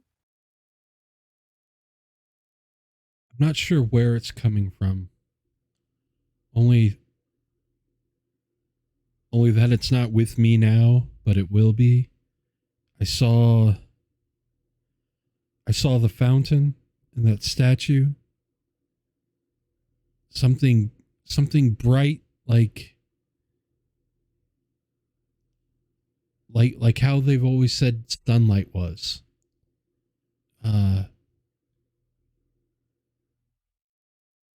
I think I saw all of you as well. There was more people there. There was at least one more a scaly being with one eye. He was there. There was shapeless bodies also, but I can't tell who they were. But we needed them. I know we needed them.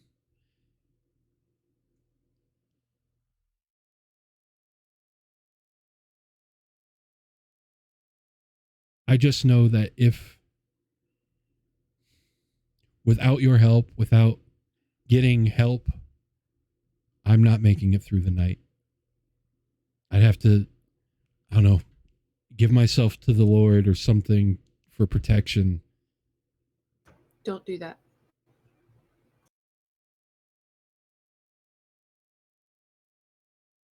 It does sound like a terrible idea.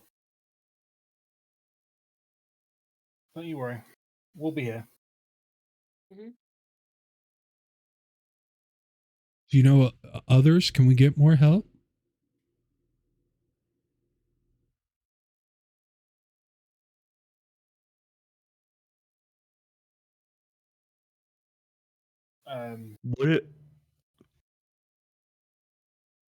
What if we could trick the Lord into helping us? That sounds like a very difficult and terrible idea. Getting him involved at all sounds like a bad idea. It'd be better to get him involved on our side than on the other side. I don't think there is an our side when it comes to vampires, or at least not ones that have been described as they have been here anyway. They have rules, they have domains. This is his domain, and something powerful is coming here to take something from his domain. But it's possible Sefris could talk him into being mad about that. It's possible he doesn't know the value of what they're coming to take. She's been here for years doing what she's been doing. I'm sure he knows about her. But she keeps his flock healthy, so why not let her do that? It's a fair point. I mean, right now she's doing exactly what I probably want her to do. Something else is coming to take her out of that. I'm not saying he's the only game in town. I'm just saying he's probably the most powerful person here, individual at least.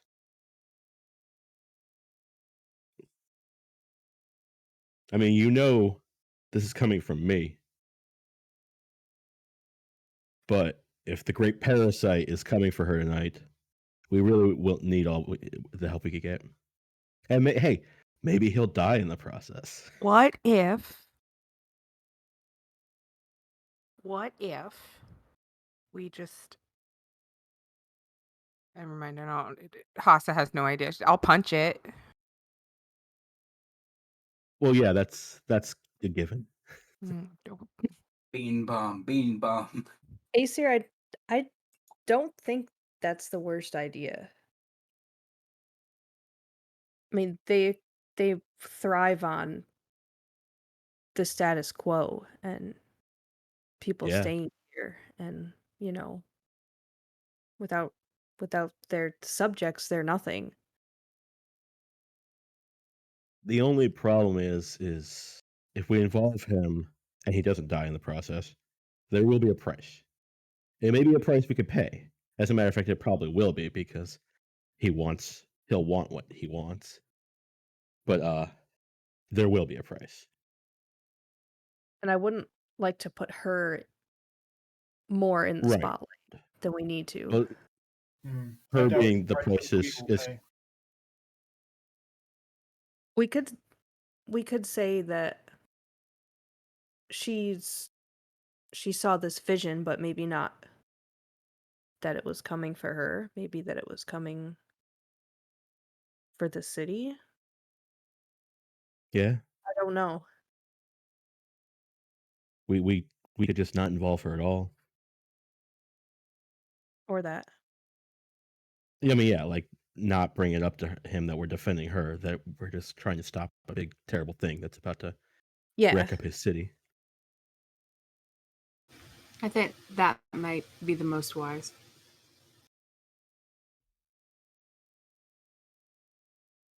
But what I mean is, it doesn't matter if we're 100% doing him a favor by fighting this thing when we don't have to. He'll turn it around on us and he'll just say something like, "Oh well, I'll help, but for a price or something." Yeah. So we need to be prepared to pay that from our own pocket in some way. And maybe it'll just be magic items. Maybe it'll just be a favor for him. Maybe he'll die in the process and it won't be a problem. I hate owing favors. When I say maybe he'll die in the process, I mean I'll probably make that happen. 2 birds with 1 stone. Yeah. Trista this whole time has been flipping through some books. Eventually, in the pause in your conversation, she speaks up to Lily, holding up a book with an illustration, and says, "When you said light, like, did it look like this?" And she shows an image, and it looks like a radiating, like the lines of radiating light, but it's around a skeletal warrior, clad in gold, with let me see. Let's see if I can bring him.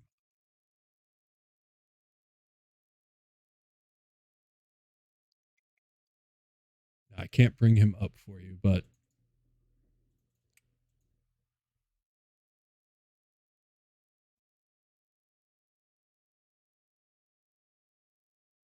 he looks like he has a metal headdress on and glowing bright eyes. She's like, "Yes, that's exactly it. That's what was behind the light." And Trista just shakes her head. They call that a light hunter. I'm not sure the Lord is going to be anywhere around the streets tonight. Can I roll a history check on that? Absolutely.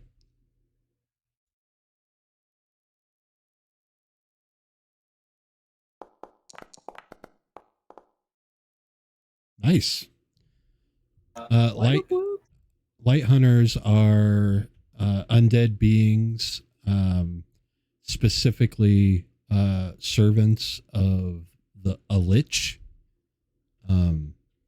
that are known to hunt down beings that the lich once hunted down throughout the Soma countryside. And you did hear tale of a light hunter crossing paths with a vampire in this very town once upon a time, and the ensuing fight leveled several blocks before both of them turned and ran.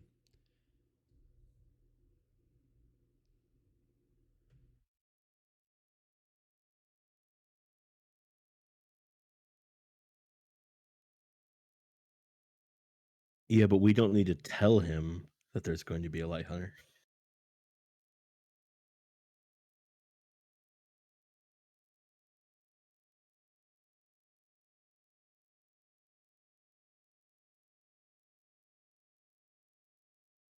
Unless the secret bad guys club just all, tells each other, "Hey, I'm sending my servant over here. Stay out of the way."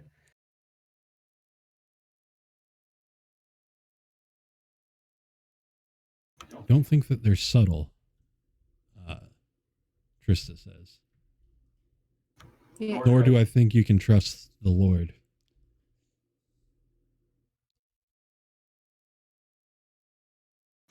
It's even possible that the Lord has encountered a light hunter before.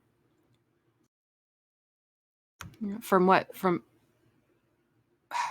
I remember, I do remember hearing a story of a light hunter fighting a vampire in this area, and it destroyed quite a few buildings, and the fight lasted until they both just kind of went away from each other. There was no clear victor.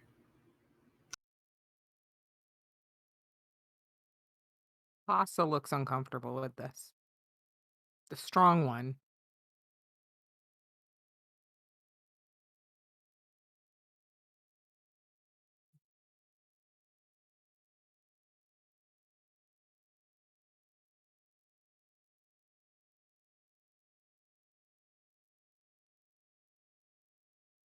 Wasn't there talk of a resistance?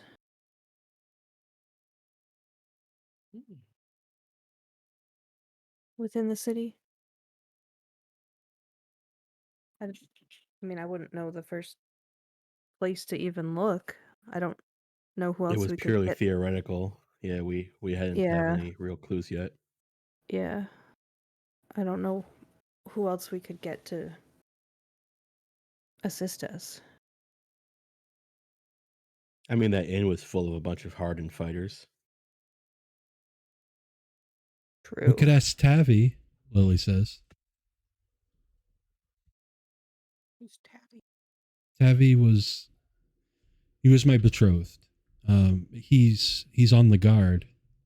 He's the captain's second in command. Mm-hmm. I don't think the whole guard would be able to help, but he might be able to help. Maybe some others. Yeah. You said he I mean, was your betrothed. His father made him break the betrothal after, well, once everybody decided that they didn't want to be around me.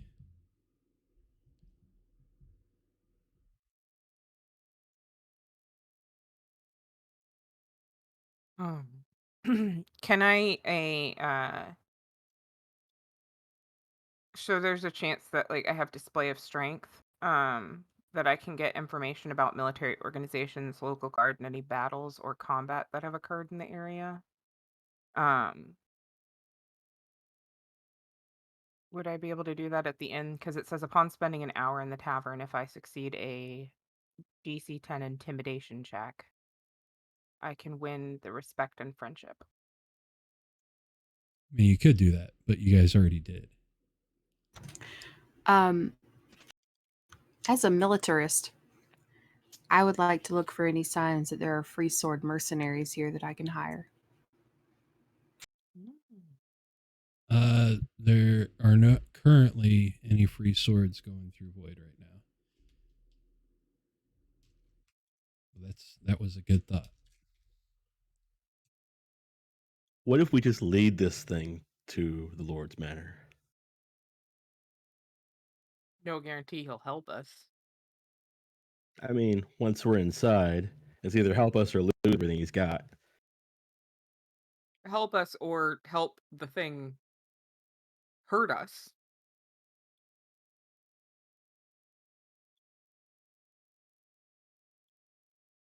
All forms of aid seem pretty unreliable. Mm-hmm. I think maybe we should at least start with going back to the tavern that we were at and talking to them, the fighters there, to see if they can help. Yeah, that's a good I place to start. I also think we should find a way to tell Tavi. Was that his name? Yeah. I think we're gonna need everyone we can get. For sure. Do you think Tavi can get any of the guard to help, or is it just going to be him? Maybe.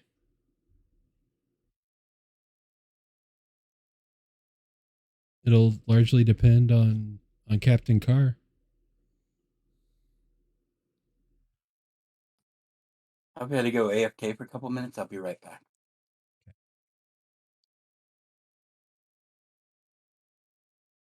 Do we want to split up since time is of the essence?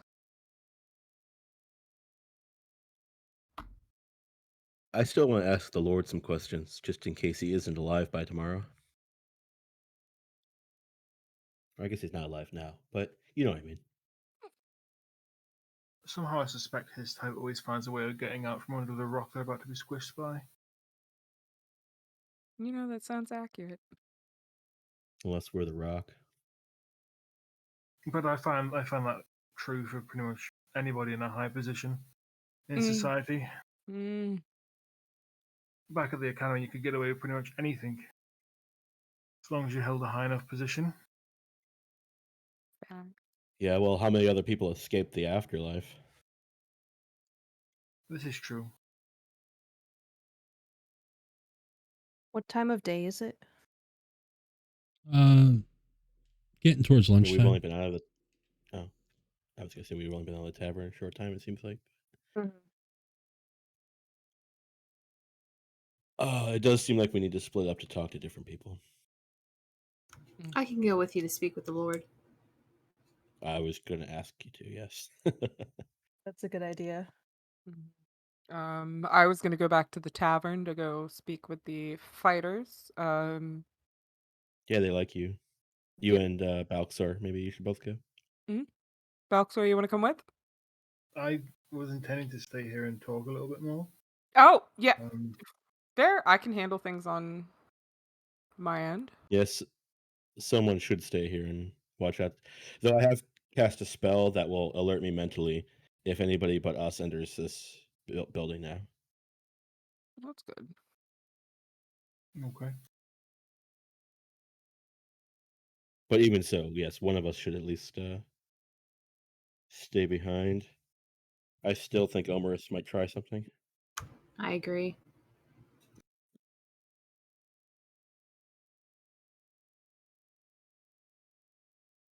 To Especially if he ensure gets that, wind that. go ahead. Especially if he gets wind that something else might be coming for her. The clock would be ticking for him to get it for his sister. That's true. She said she saw Yeah. somebody with scales in one eye in her vision. Yeah. Maybe he'll help us. Who knows?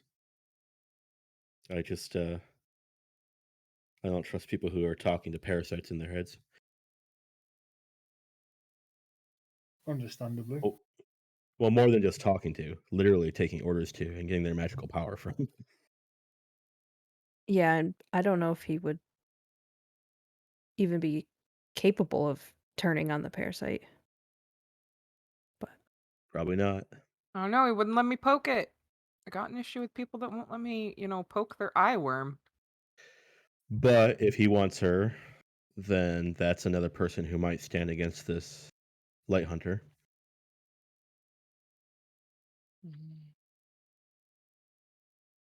This is true. Or he's here working with it as a scout. Sefris is going to look over to Trista and ask, does your book say anything more about light hunters? Not specifically. is there a library in this town? Yeah. I don't know if it'll have everything you need in it, but there's a library. Do you guys think it would be worth my time to look? Maybe try to find a weakness? I would not say that's a bad idea at all. Wasn't there also the possibility of some ancient temple to your gods that we could maybe Yeah, get some help from? I wasn't sure on time, but I could look. Maybe you could find something about it in the library. Eyebrow waggle. That's true.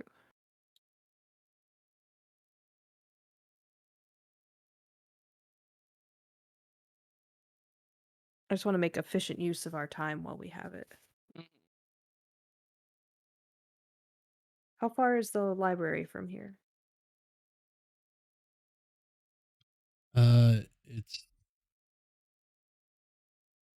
We are probably 4 blocks away. Oh, okay.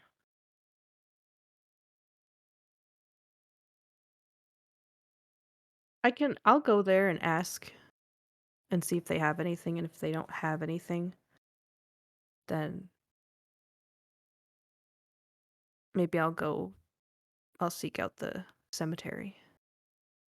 Okay.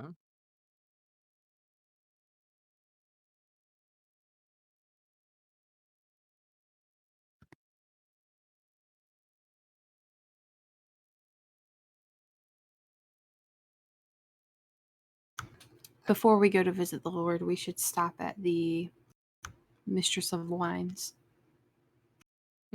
Smart.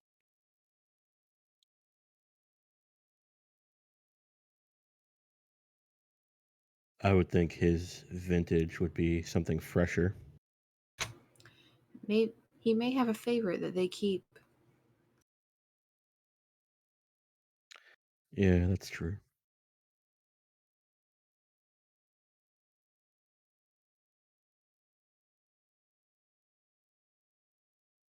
May not trust him, but it may not hurt to be on his good side. Mm-hmm. Be a At least poor for guest if now. I didn't show up with a gift. Still, though, how do you plan on getting this meeting with the Lord?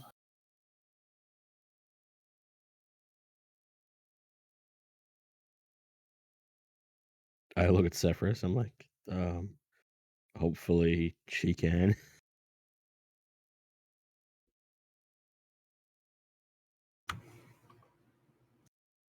They don't know who I am, and that curiosity may be enough to get us in the door.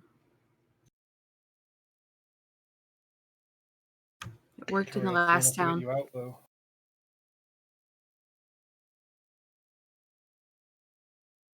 What was that? Is that curiosity enough to get you out, though? We can make her seem more powerful than she is, too.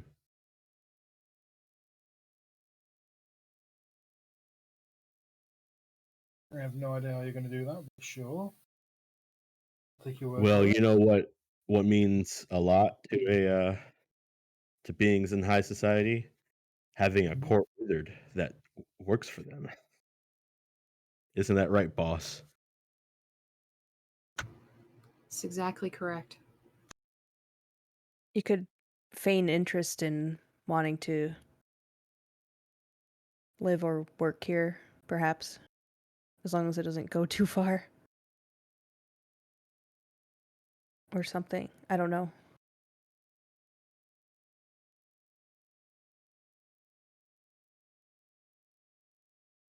And let's not forget that these guys are powerful, but they're not all powerful.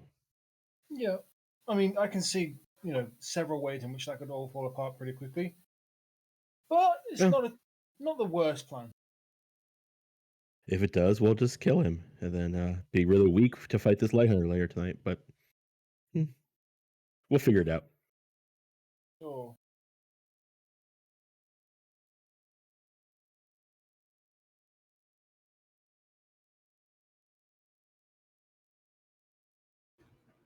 Do the wine shop? Yep. Let's not forget, guys, that we just killed a very powerful old magic using giant that isn't all that different than all these vampires. These guys, I mean,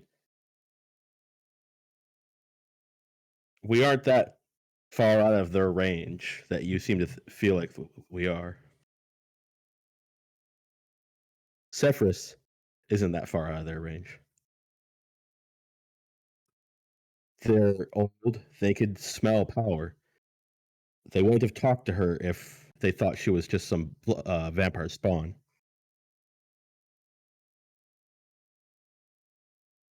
Maybe it's just the status that makes them seem so out of reach. They have minions, and they have history, and they could just outlive most of their opponents. So I'm betting that there's not been a lot of people like us. Yeah. I mean, there's almost nobody like you, Myra. So This is true. I've never met the walking representation of my religion walking around the world. So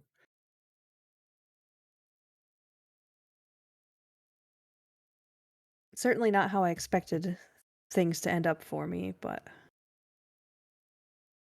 not unhappy about it.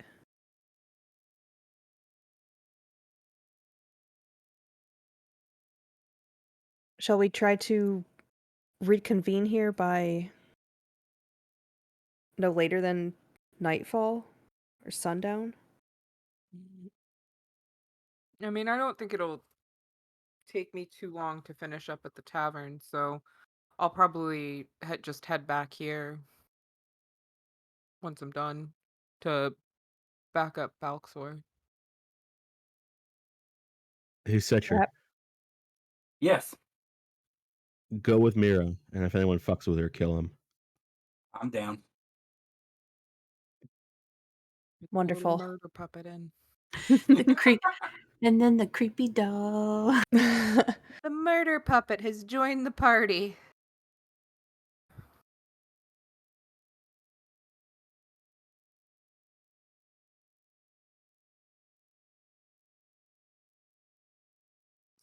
So I follow Myra where she's going then. So we'll do Hassa at the tavern. Mm-hmm. So you make your way back to the Cask and Shaft. Yeah. There's the fighters from last night in there and a couple of commoners just milling about, having a drink. It's midday now. You see Jilly behind the bar.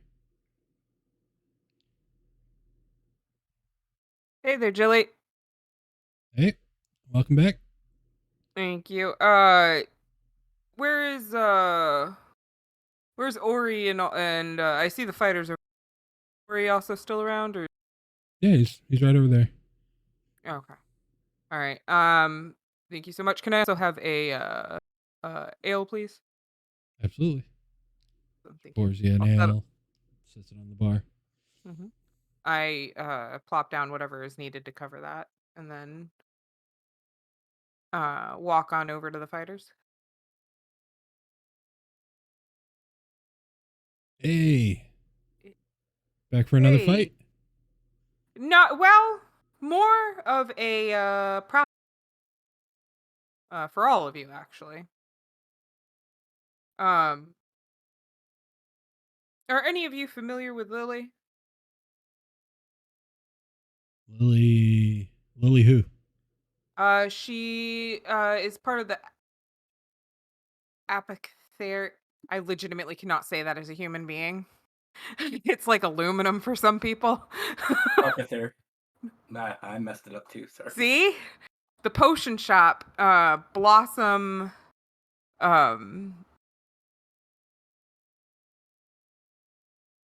she saved a ward from Pock. You're talking about the Blossom and Branch Apothecary? Yes, thank you. We don't really have much business with Apothecary, but I think I've heard of the Lily. Why? What's up? The girl there needs help.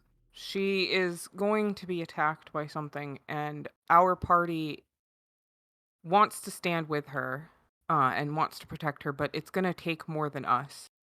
Now, if it's money that's needed, I'm happy to whatever is needed, but I am asking for help as someone who thoroughly kicked my butt today, It would be much appreciated if I could ask for your help saving the woman who asked for none of this and has done nothing but bring to a very dark place. You keep cutting in and out just a little bit. Oh, sorry. I got the gist of it. It's okay. Mm-hmm. Give me a persuasion roll with advantage.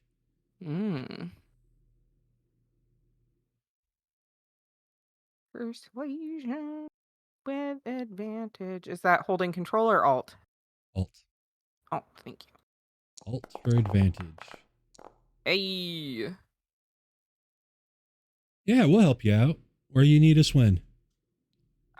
We are gonna need you at the potion shop before nightfall. So gear up, make sure you have stuff to take care of yourselves. And also quick question.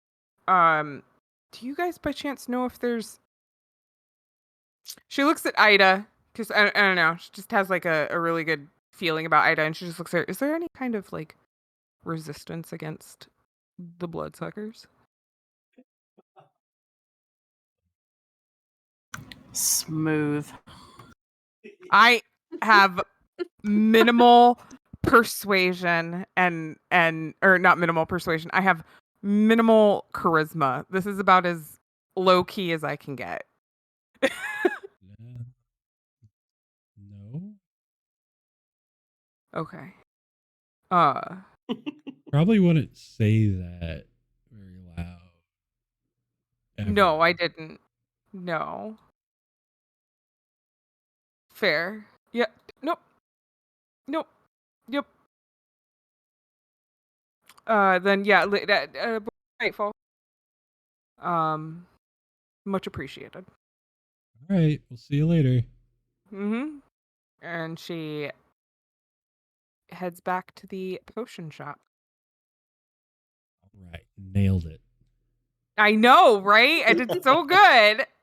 So good. Right until that last bit. Listen! It's so Hassa, though. It is. Maybe now they'll turn us into the Lord. Yeah. And the Lord will show up. Listen, it was come my steal us moment. away. It was my And they'll still moment show to up, have though. a Secher moment. My moment to have my Secher moment. Thank you. Secher was a legend in that moment. Oh God, Seriously. he was.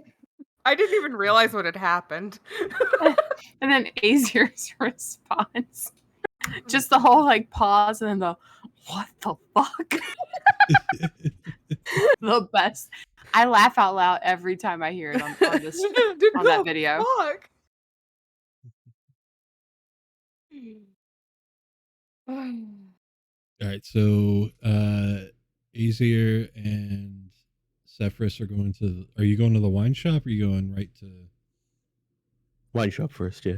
So Wine she shop can first. pick out a good vintage. I don't know what vampires like to drink. Other than virgins. Yeah.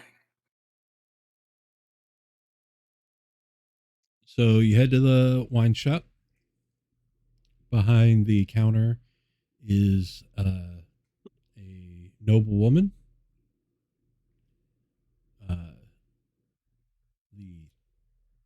The sign says the mistress of wines, and then in fine print, wine mistress Joy Okanangan.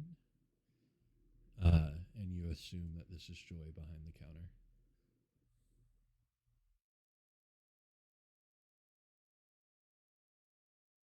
Hello. Good day. I have a question for you. Yes.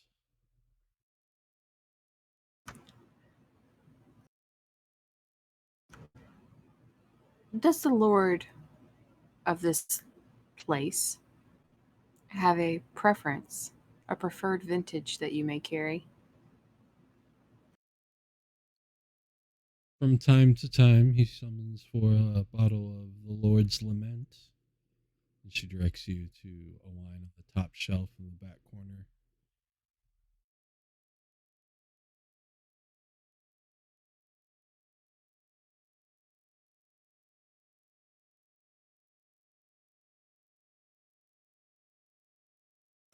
I will go to peek at that wine and see if it says anything on the label besides the name.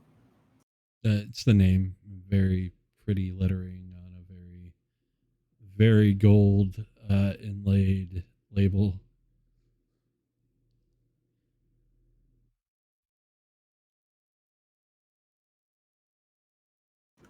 I'd also like to insight to see if she's telling me the truth. Sure. Go for it. I'll assist. Sure. Oh, well, I'm not trained, so. Oh, okay. Oh, I have insight. So So you both roll insight.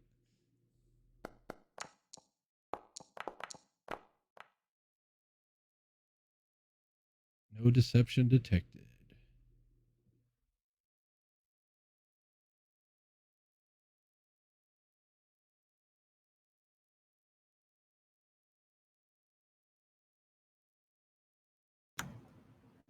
Are there any other bottles he prefers as well? That's the only one. Comes from a far off, forgotten land south of the Casnelian province.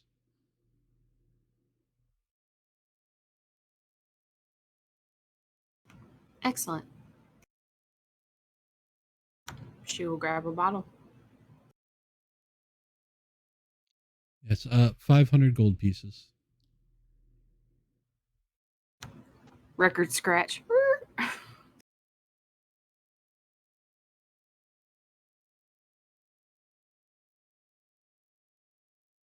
How much do you have?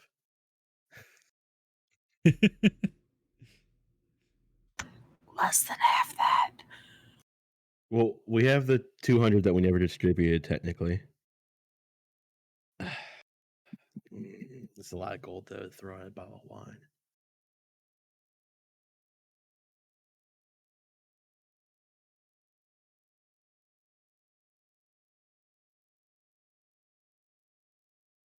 Give me an Arcana check, Aesir.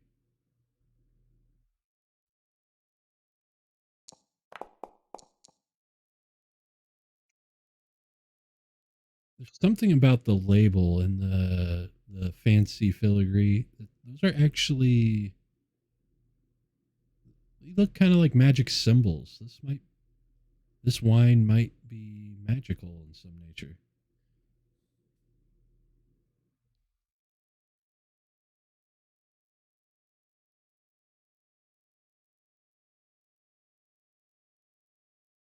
How mad do you think the party would be if we just used that 200 gold?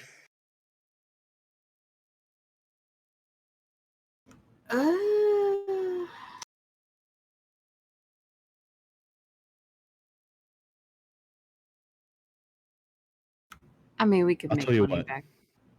Yeah, we can make money back.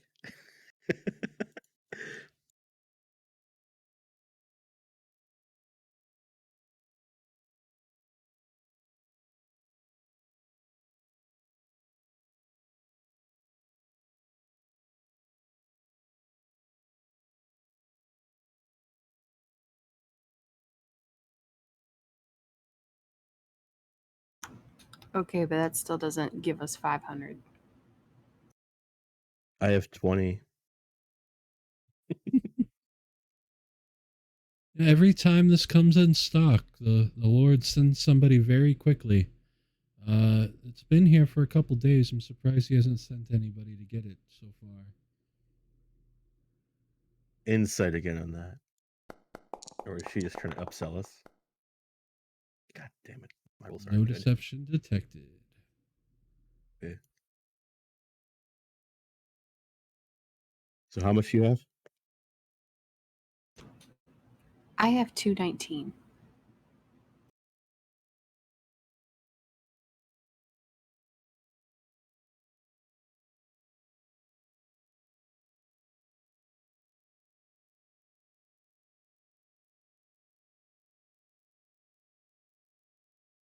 I ask her if she'll take a potion of healing to cover 100 of it.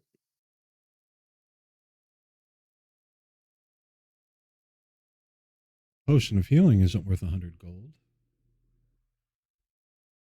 How much is it worth to you? What potion of healing is.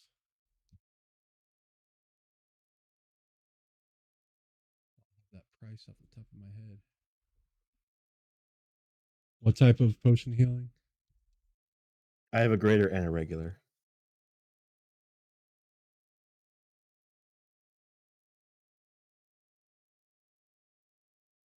A potion of healing is only worth 50. Let's see. Greater. If you have a greater, yes. All right. She'll take a greater.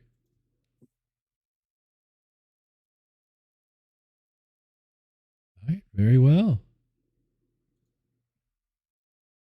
Okay, so the 219 from Sefris, and then we'll say 181 from the party gold, and then that.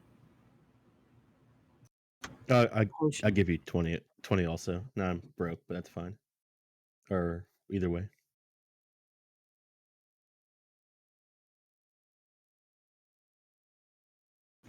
Okay, Sefris wipes out our gold. Me too. We pay the lady. Neffi wraps up the bottle of wine and hands it over.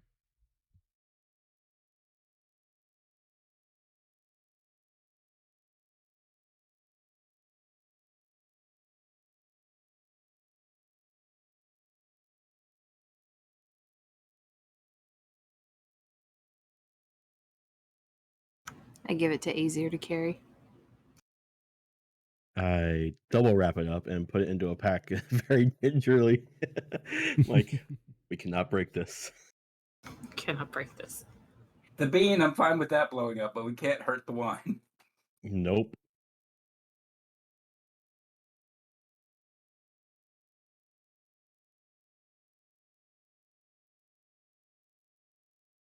What was that spell that scroll that we bought from that vendor? What did he have? Exarchan? It was a second level scroll. I put that in my inventory as a second level scroll, but I think I didn't write down what it was supposed to be. Was it enlarge? Reduce? I'll be able to tell you in just a second. Yeah, it was in your campaign notes. Not Petunia's Pleasant Pastries. Nobody's gone there yet. No, it was from that guy outside town. That was the bone dude. It was. It's from the hags, not. Oh, it was Alter Self. I remember now. Alter Self, yeah. It was Alter Self. No, okay. No, Scroll of Death Ward, Scroll of Altered Self. Yeah, those were the two scrolls. Right. Could I have transcribed that last night? I forgot to. Ask that before we. Okay. Cool.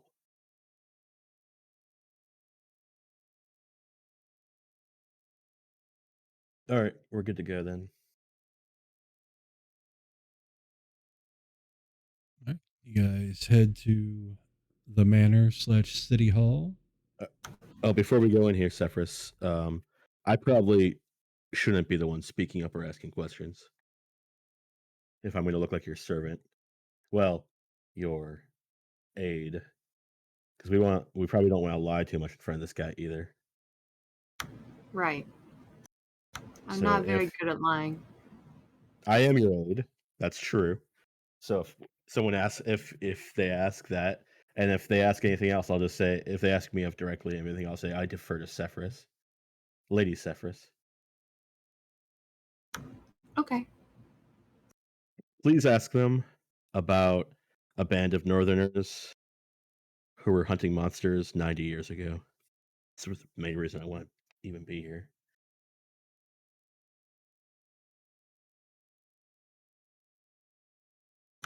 Band of northerners hunting monsters 90 years ago. Okay.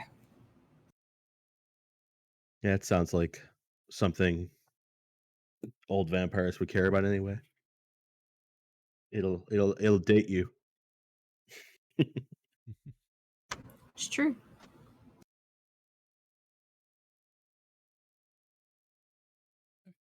Otherwise, if you need anything from me during it, ask and treat me like an aide. Your personal wizard. I can communicate with you without speaking. Right, but if you need to, yeah, I get it.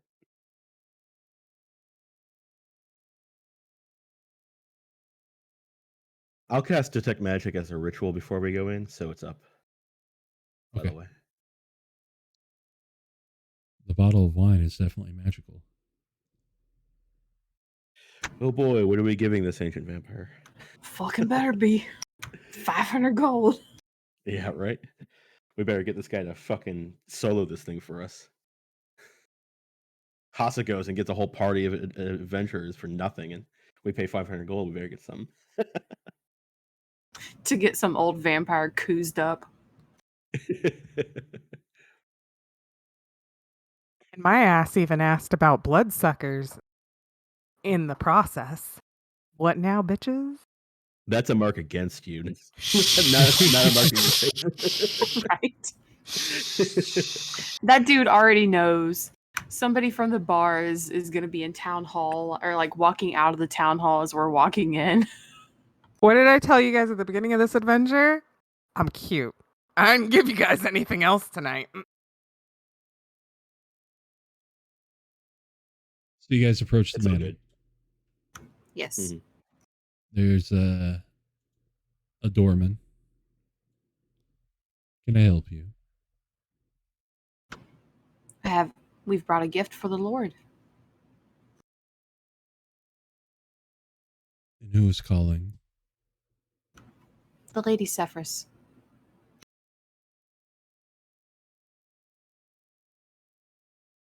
One moment.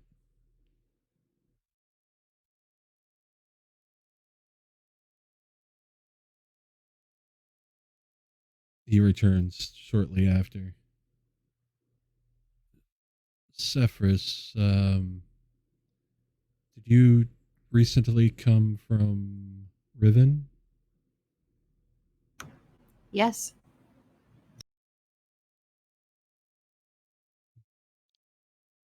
Follow me. Okay. He takes you into a grand wooden manor. The carpets are a vibrant red. The walls are dark ebony wood. Chandeliers every so many paces. Very tall, large hallway.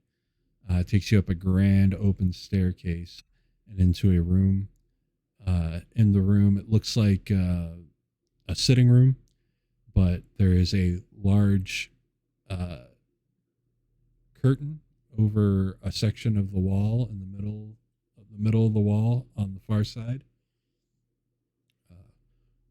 Lord Rostov gives his apologies for the unusual method of communication, but when I told him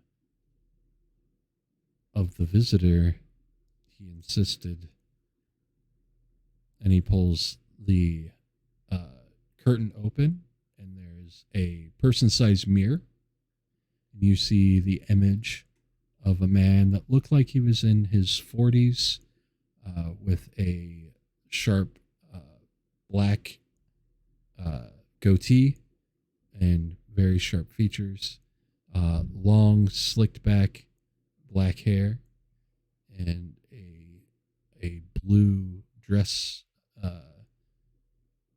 coat and a red ruby necklace.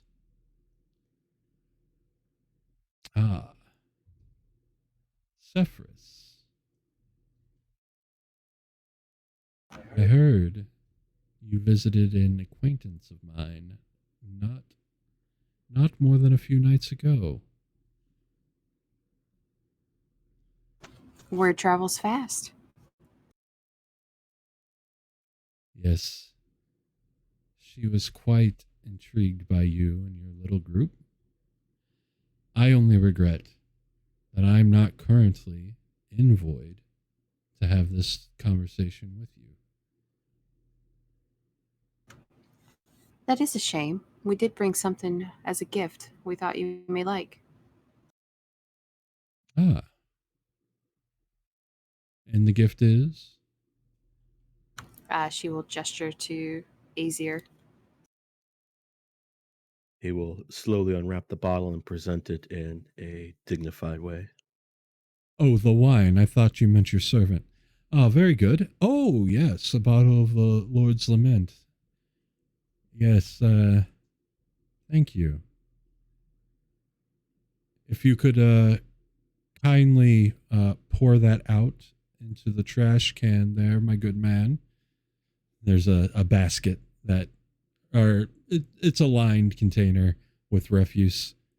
The doorman comes and takes the bottle and pours it into it.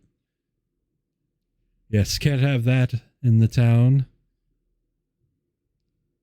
Nasty stuff. I appreciate that. Thank you.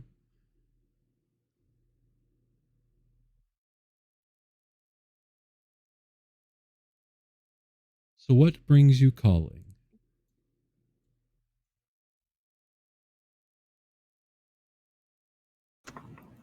Sefris looks at the bottle of wine being dumped in the trash. Aesir's like literally biting his tongue. Like, actually biting his tongue.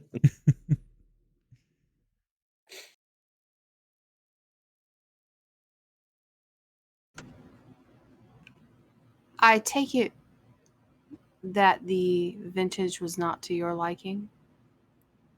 Oh, I'm very happy that you brought that to me. Perhaps you don't know exactly what it is that you brought. The Lord's Lament poisons the blood of those who drink it, so that if we should feed on it, then we are harmed. Every time it comes into the town, I am sure to dispose of it. Fortunately, not being there, I must have not heard of its shipment. So it is very fortuitous. I'm glad we could dispose of it for you.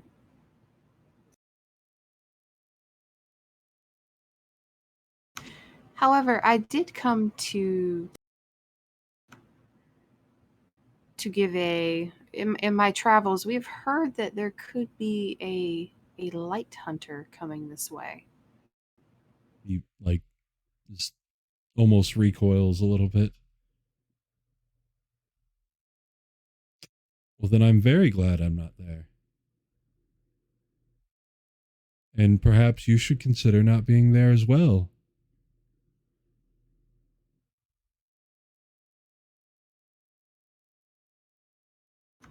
Have you encountered them in the past?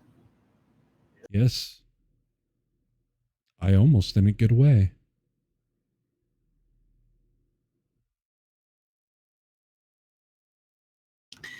Would the Lord have any words of advice in case we came into contact with such a creature?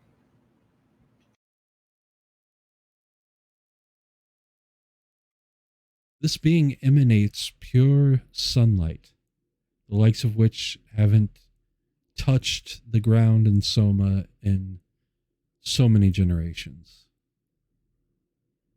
That is a concern for you. For others,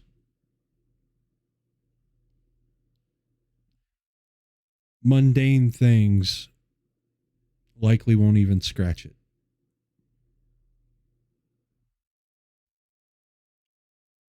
It is very focused on its mission. If it's not after you, and you don't get in its way, it will likely ignore you. I made the mistake of getting in its way. Was it not after you in the past? It was not. I took umbrage to it being in my city and got in its way. It seems it wants to enter your city again.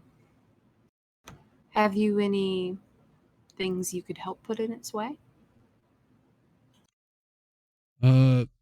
I could have my man give you a missive to give to the captain of the guard and instruct her to aid you.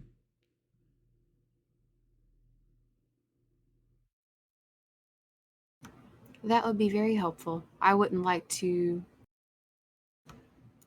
see something happen to your people.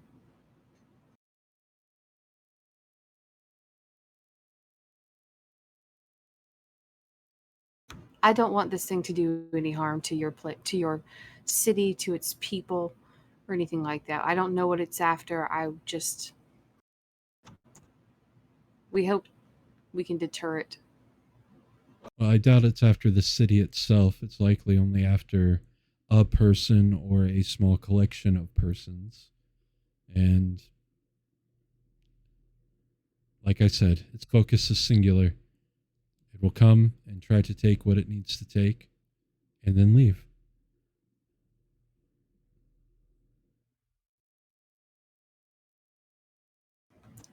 Such a missive would be very useful. Of course. He nods to the doorman. Is there anything else?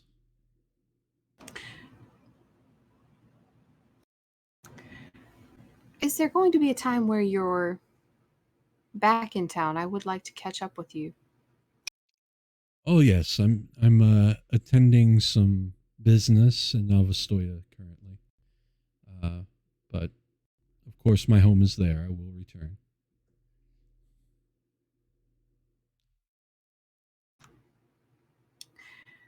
And I did have one last curiosity.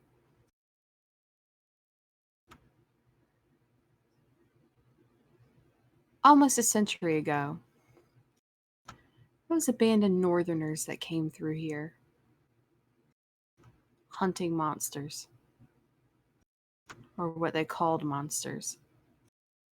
Did you ever have any dealings with them? I did not deal with them directly, but I know of the group you speak.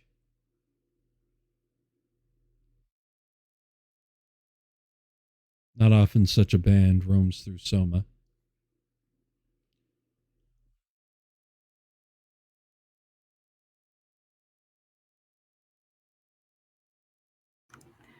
Trying to find more information on them. They struck down many a beast on their journey through the countryside.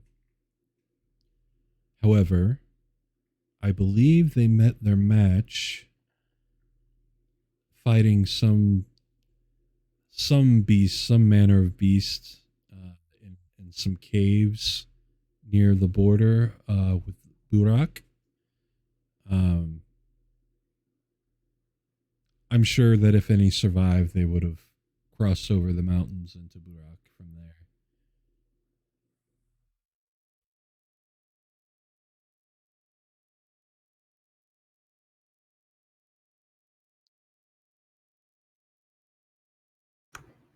Thank you. I appreciate that information. Why do you ask of this band of northerners from long ago? I believe they took something from an old acquaintance of mine. Trying to hunt it down is on my travels.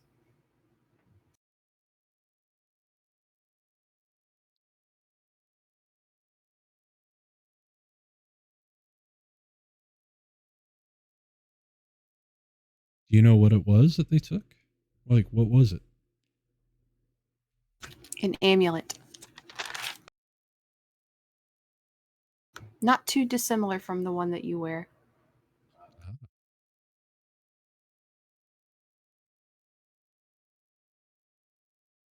Items of power do draw the attention of many. Perhaps even a light hunter was sent for them. If the Lich wanted their item of power, that's definitely a possibility.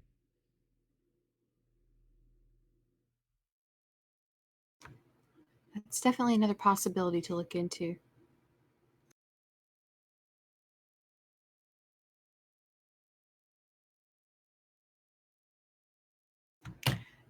I thank you for your time, Lord. Yes, of course. I don't believe that this missive squares us for your gift of the wine. So, should our paths cross again, if you need something within my power, you only but ask. You are very generous, and I appreciate your hospitality. He gives a bow. She bows.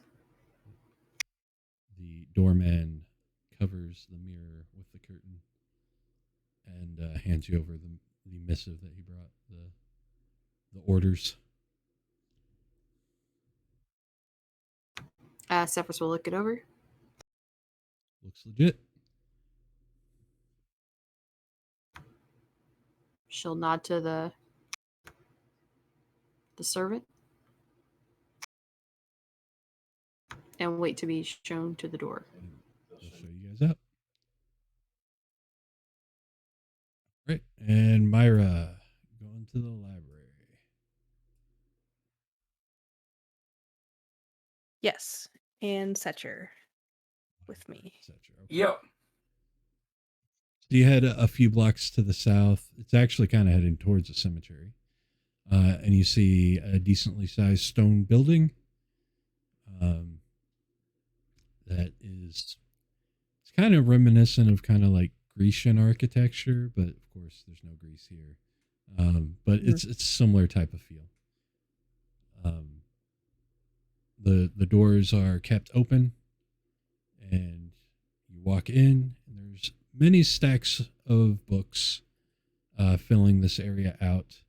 It's not the biggest library that you've ever seen, but it's definitely, more than what Lunsk or Riven would have had. Is there There's oh, sorry. Go ahead. Is there anybody working in here? Yeah, there is an elven woman behind a desk. Looks like she is sorting through a few scrolls. Okay. I'll approach her at the desk. Excuse me, miss. I was wondering if you could maybe help me find some information. What are we looking for? I'm looking for descriptions of magical creatures such as a light hunter. Light hunter. Okay, so we definitely have some books on magical creatures of various types and shapes. Light hunter specifically. Something specific like that could take some time. I'll take you to the section that might be of the most use. She gets up and she starts walking down stacks. If you're not walking with her, she doesn't stop. She just keeps going. Oh, I'm walking with her. Whoever. Like, okay, yes, here, this will tell you about mystical creatures native to Soma. This one, more, less regional, more...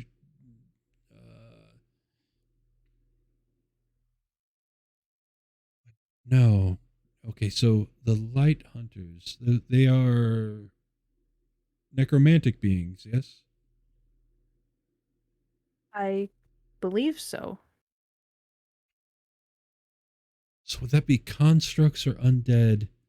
So the constructs would be in this section here, and she points to a section of stacks to her left. And strictly undead things, minus, of course, vampires, are in these stacks and scrolls over here. And she gestures off to her right. Between the two, you should be able to find something. If not, a reference to something that might have something. No guarantees that we have it here, of course, but would be worth a look.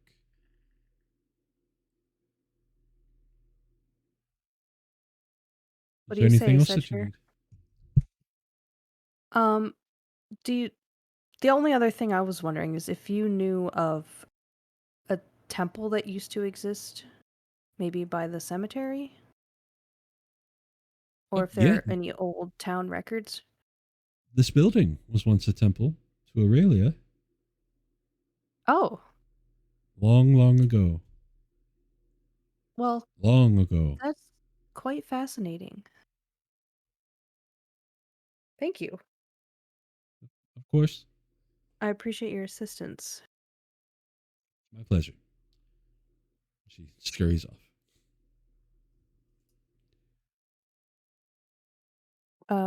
Let's see. Secher, do you want to look in one section and I'll look in the other? Sure, I'll help you search. Okay. I'm gonna head towards the section about like undead beings. Okay.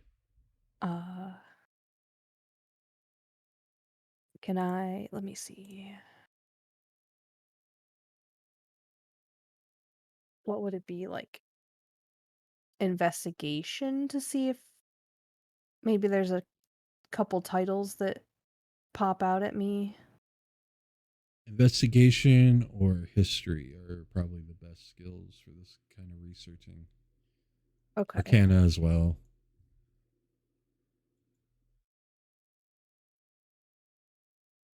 Yeah, I'll do history. We're in a library. Oh.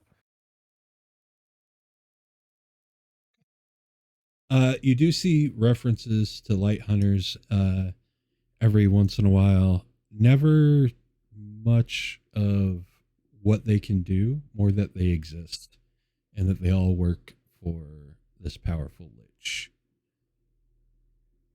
More like historical stories rather than like any kind of scientific breakdown kind of thing. Okay. Is there anything that might point me to like another reference?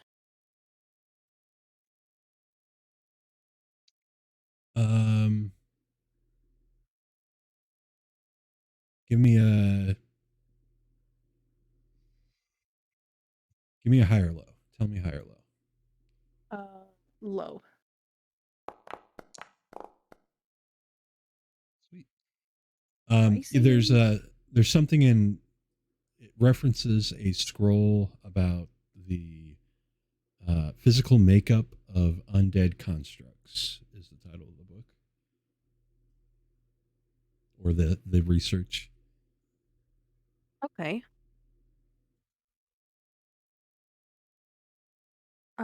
Let's see. How's it going over there, Secher? All right, I investigate my section. I'm looking for titles, things about the Light Hunters. Should I roll investigation or? Investigation, history, arcana, any of those. Okay, for me it'll be investigation, I think. Yep.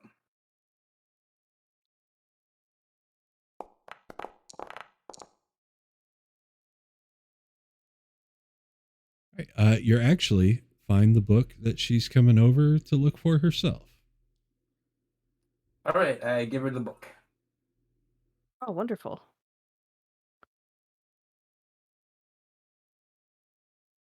I will open it.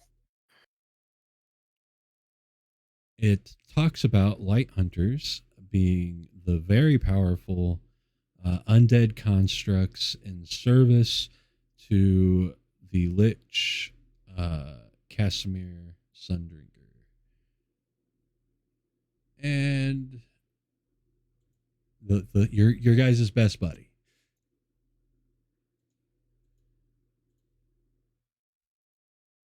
Let's see. Let's see if I get something off this other page.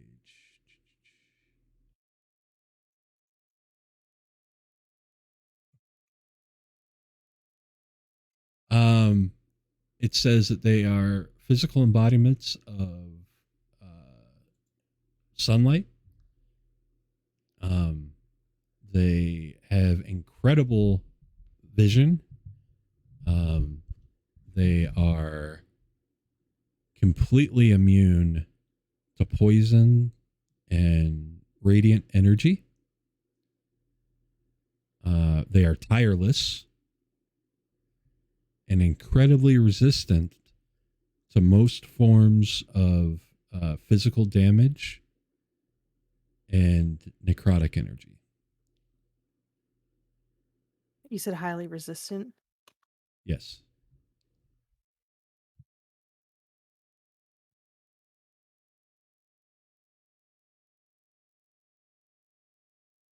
Okay. They're usually found riding astride their steeds, their death steeds, and there seems to be a connection between the two. The steeds are a little less resilient, but not by much.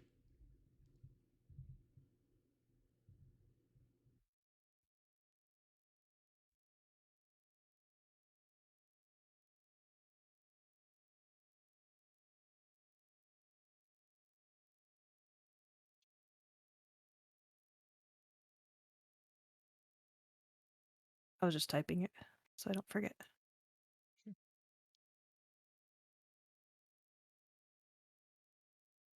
Well, this certainly gives us something to go off of. Better than what we had before.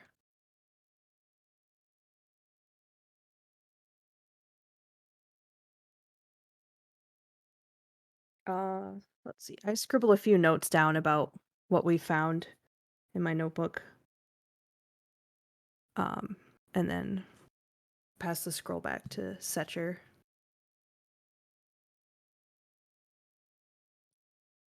Okay, I put the book back where we found it. Is there anything else in the library that looks like it might be like remnants of the temple? It looks like this place was gutted. In fact, you feel kind of like an odd vacuum here. Okay. Well, if there's nothing else, Secher, I think may have found what we came for. In some regard. All right, then let's meet the others at the apothecary. Okay. Nailed it. All right, Balxor at the apothecary. So, everyone, Curry. You kind of cut out there. What was that? So after Balxor is like settled in to the apothecary, whilst everybody else is out, Mm-hmm. he will approach. What was her name? Lily or Yeah, Kristen? Lily. He'll approach her and just sort of ask her. I heard from a couple of blokes outside that you managed to cure the Weeping Plague. Yeah.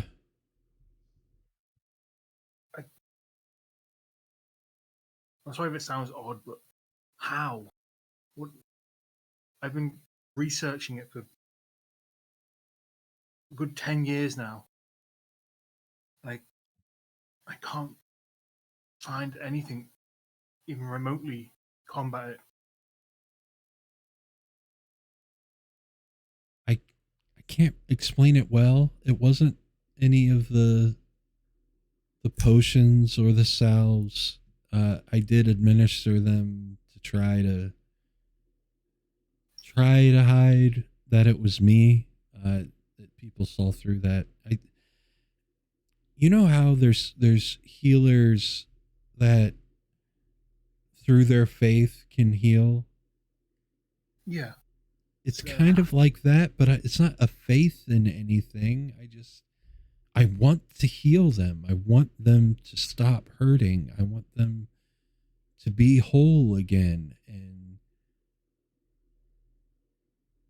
sometimes in the most dire situations, that want is manifested.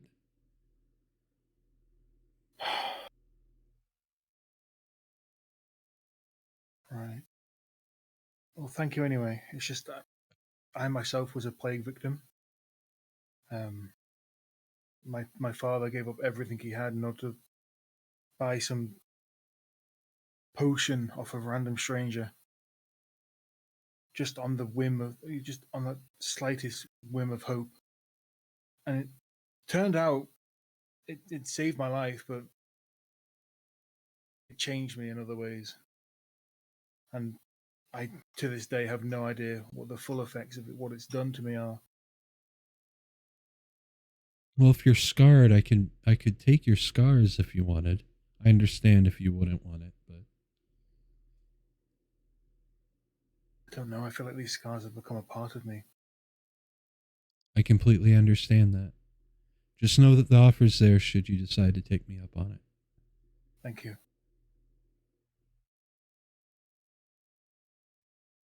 So onto a more light-hearted topic. This shop is extremely impressive. Yeah, this is where Trista's taught me everything I know about potion craft and medicine and all manner of things. I mean, like Sometimes, I said, I've been studying myself for a long time. I'm sure you both would get along. I don't think I'd ever get to this level though. I spent a lot of my time studying in a military academy. may have skipped down a couple of lessons here or there to learn a bit more about the herb, the herbs and the oils. But well, if you see any ingredients that you need, I'm sure she'll give you my employee discount. Oh, that'd be lovely, yeah. Sure, I could stock up on a good few potions in here, yeah? Absolutely. Well, once the rest of the party members get back, I'll ask them to hand me some of that extra cash we got.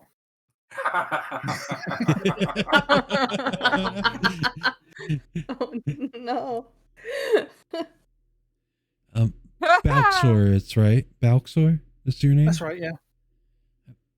I just want to be clear. I don't think you need to heal your scars. Like, I want that to be clear. Just if you wanted it, then I'm there for you. But you're not. It's not needed. You're an amazing individual. I can tell. Thank you. That means a lot. Thank you. Of course.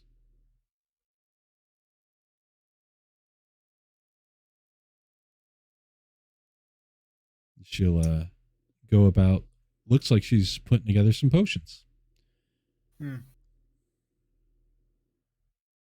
How much gold do I have on me? I've got 150 gold.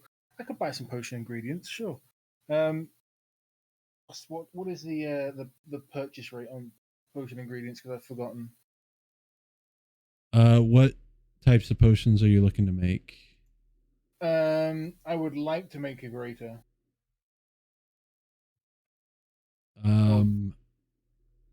So a greater is 150 gold for the potion itself.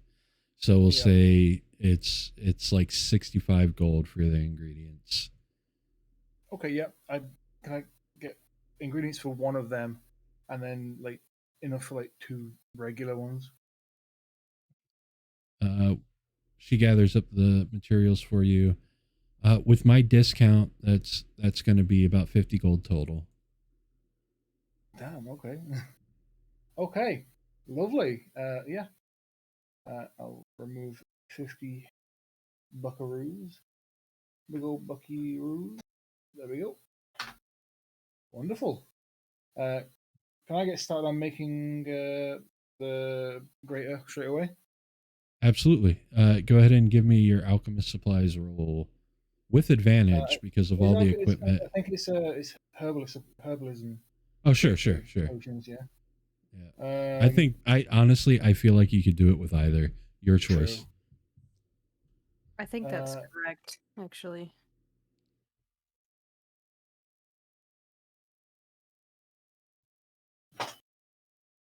For some reason, I don't have proficiency in either. That's not true. So let me. Yeah, that is. I do have proficiency. True.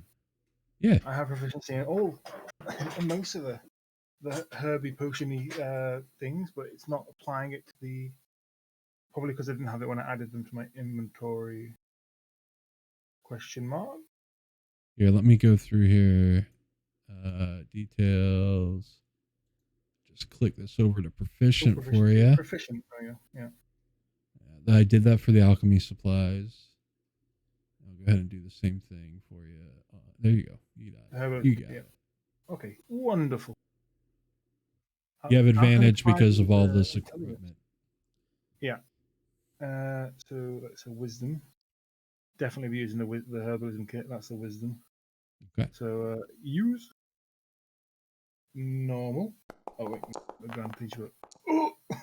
Roll it again. God, roll it again. No. Okay. All right. That's a successful greater. Ooh. That would have sucked. Could have gone wrong there. Yep. I like to imagine that like somebody noticed me doing something wrong. They're like, whoa. Yeah. Trista just like holds up a finger and like, no. And you're like, what am I? Oh, yeah. Yeah. I'll add a great to my inventory.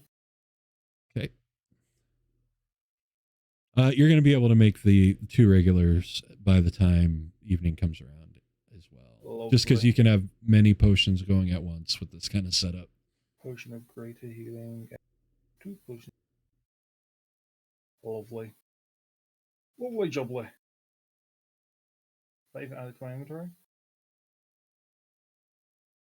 Yes. Yeah.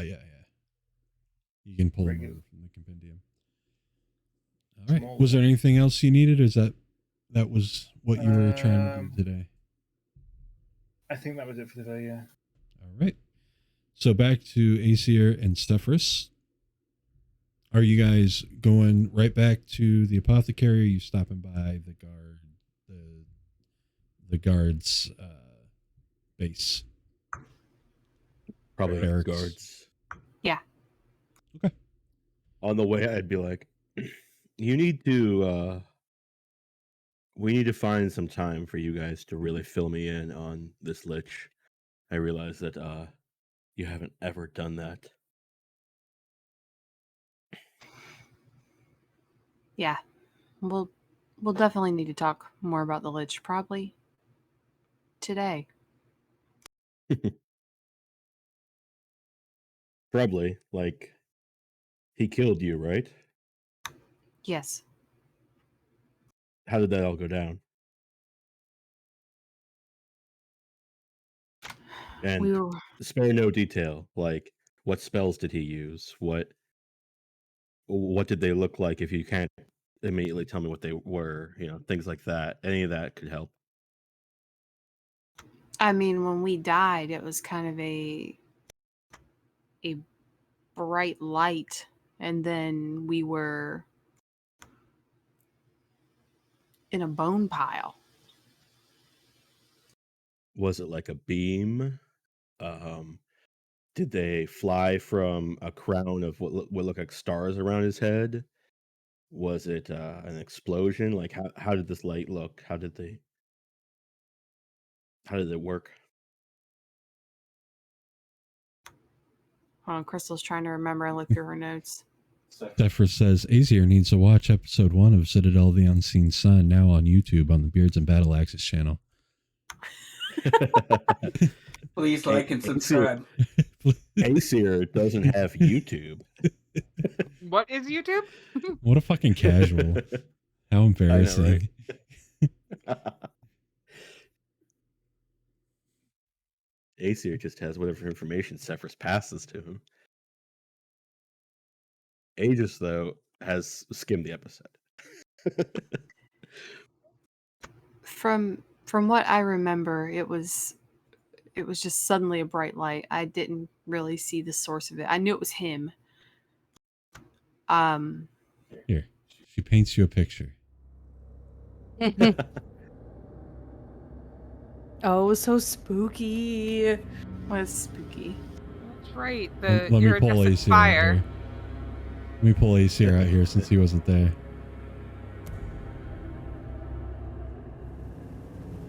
She paints you a picture of them walking through these doors that these glowing orbs unlocked. And as they round the corner to go down the stairs, these giant bone behemoths appear. And Casimir Sundrinker, glowing radiant light, also appears. Talks some super mad shit. Casts some sort of massive hold person spell so that they can't do or say anything. That's and a thing, yeah. Burns them all alive with Sunburst. Ah, Sunburst. That's a good spell.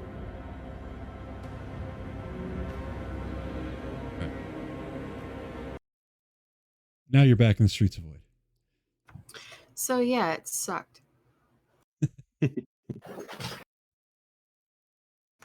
Burned alive and woke up in a pile of bones. We should probably visit the guy who sent you there.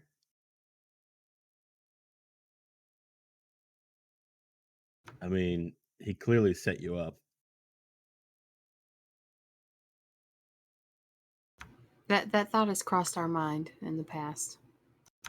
But now that we're above ground again, It's something we should do.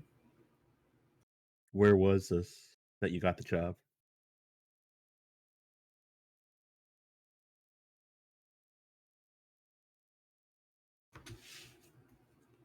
One moment.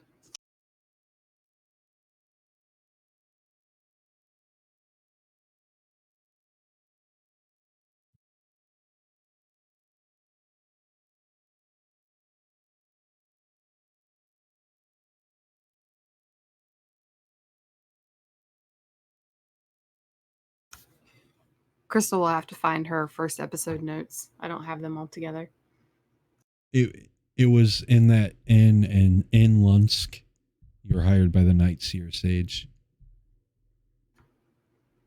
Yes. In the- Lunsk. Yes.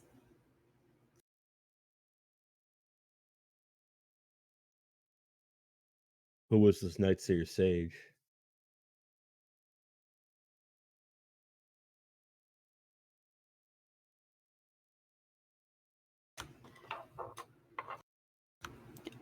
You know, he had contacted the Free Swords. He wanted some people for a job. We were looking for I want to say it was like an amulet. We're looking for something that belonged to the Lich. And he sent us to find it.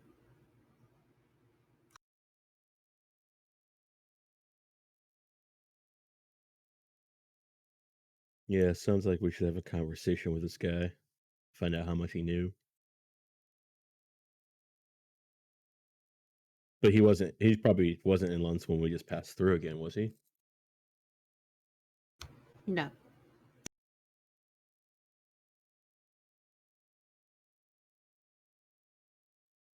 So we have to figure out where he is. Or just trust Bone Guy and that all of our answers will be answered in Novostoya. Cryptic omens.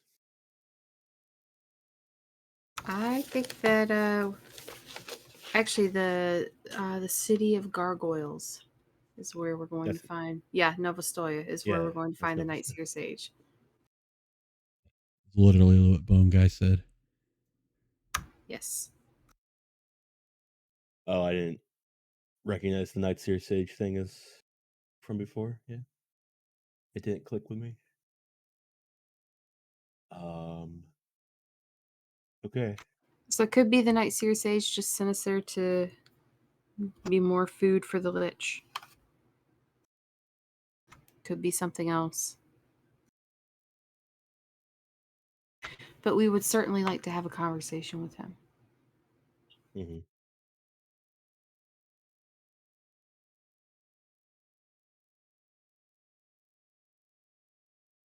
All right, you guys make it to the barracks. There's some typical day-to-day hustle and bustle. But there is the guard at the front desk there.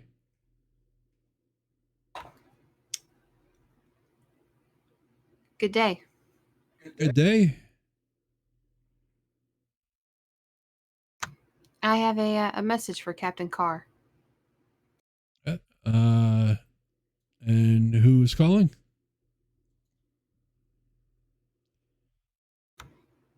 I'm the Lady Sefris. I'm delivering this from... Crystal's trying not to butcher the pronunciation of his name. Lord Rostov. Captain Carr! There's some lady with word from the Lord. He yells kind of behind him. You know you can get up and come get me. She'll see you.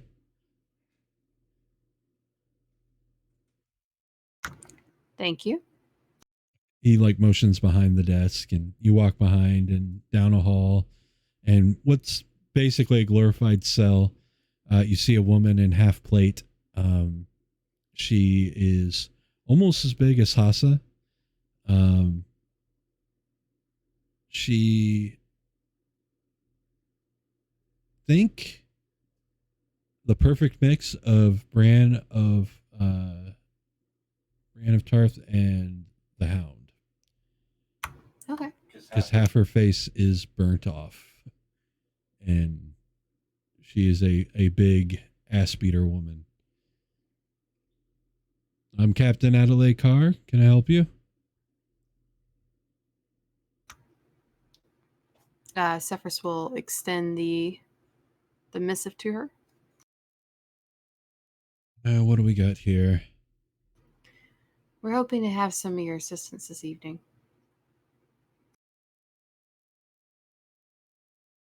It just says do what you want. What do you want? What am I supposed to do? The Lord says do what Sefris wants.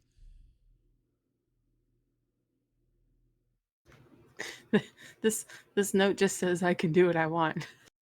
Exactly. Just thinking that. I have a permit. Yeah. It's the best.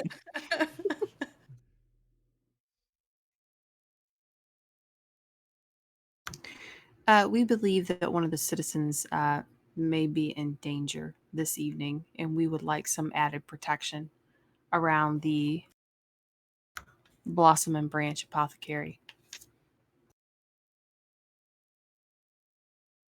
Is it Lily? A young man sitting in the corner speaks up. You didn't even really register he was there. Captain, I'll go.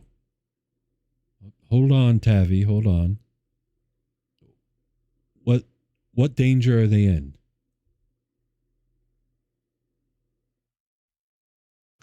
It is Lily. And we believe that someone may come and try and take her tonight.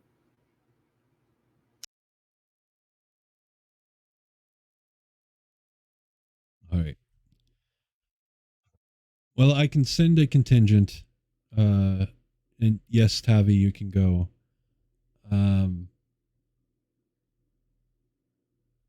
My lady, if I may. And I kind of motion you to the side so we could have a sidebar. Of course. Once we get to the side, I'll whisper to her, we need all of them. We should tell them that what's coming is powerful and it needs to be all of them. Except for, I say we send this boy home or to some safe part of the town because, he'll probably die with us. Then Lily will be heartbroken. We don't want to deal with that. Right.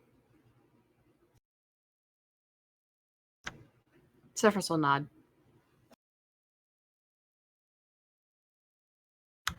And then walk back over to the captain. Oh, actually, before you go, her vision said that we made our stand in front of the statue. The statue is full of light energy already. It might help us somehow. Maybe we should tell them to meet us there.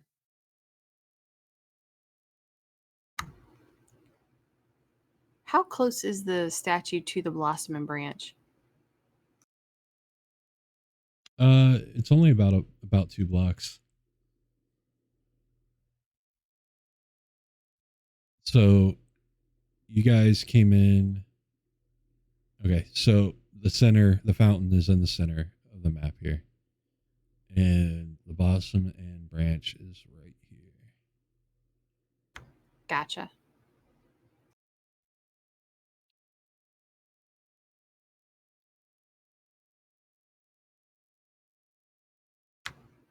Yeah, we can have him meet us around the statue in the town square. I mean, we might want an open area to fight this thing anyways. If we do it in amongst houses, it's just going to kill innocent people, probably. That's a good point.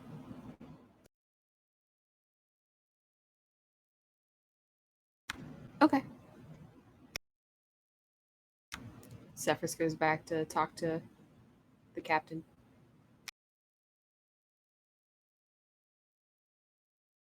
Yes. I appreciate you being willing to send a contingent, but this could be something that is a danger to the entire town.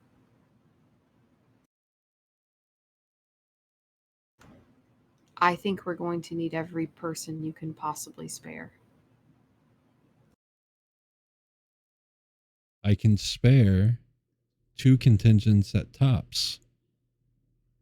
There's a whole city to guard. I can't have all of them all in one place doing one thing. It's untenable.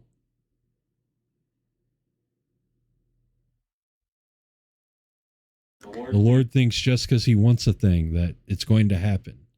Well, we deal in realism here. And the facts are, I can't give you more than that. I understand. Also, realistically, what is coming could destroy this entire town. I'm just trying to help you do damage control. If something is so powerful it could destroy the whole town, my guards aren't going to turn that tide.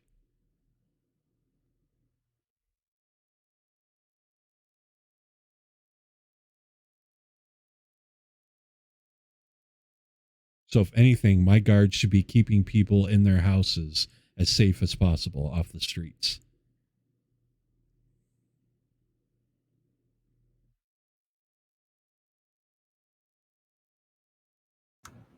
Whoever you can spare. Like, I don't know if you think we have a standing army here or something, but we break up bar fights. We track down somebody's stolen tools. We run down pickpockets.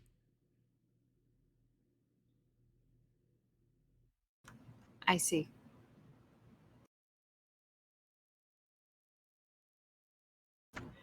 Then whoever you can spare by sundown in the town square by the statue. Very well.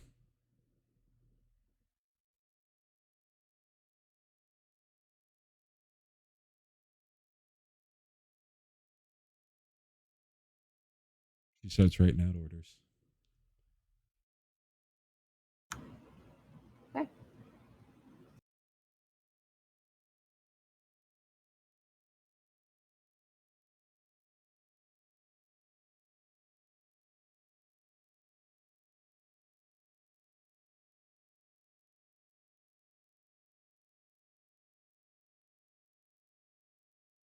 Shall we head back? Yes. Yeah, maybe we overdid the scaring them. Hello. Yeah, yes we did. My bad for asking you to do that. Are you guys just chilling? Yeah, we're doing a game right now. Oh, I'm sorry. I can leave. It's okay. Yeah, we're recording a game. Thank you though.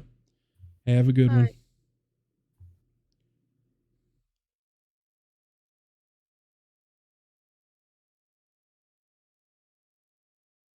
All right. So you guys make your way back to the apothecary. Mm-hmm.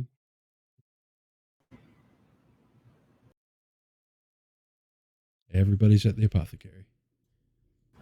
I hate the idea that we may have just conscripted a lot of guards to come and die. I don't think they will come and die. I mean, I think it's dangerous for them, yes, but we're going to draw this thing's attention to us. It's going to recognize us as a threat. Ultimately, what we're really hoping is that they could just do something, anything. As long as we keep them off the front line, hopefully they'll be safe. Well, it really depends on what this thing can do. If it's flinging magic, I could protect a lot of people. But if what it's doing is less technical... When something's called a light hunter, I always assume it has some semblance of magic. You know, just general now, to be fair. No, you don't understand what I'm saying. Obviously, it's magical. Obviously. What I mean is, I practice very clear-cut magic. It has rules. It has spells, okay?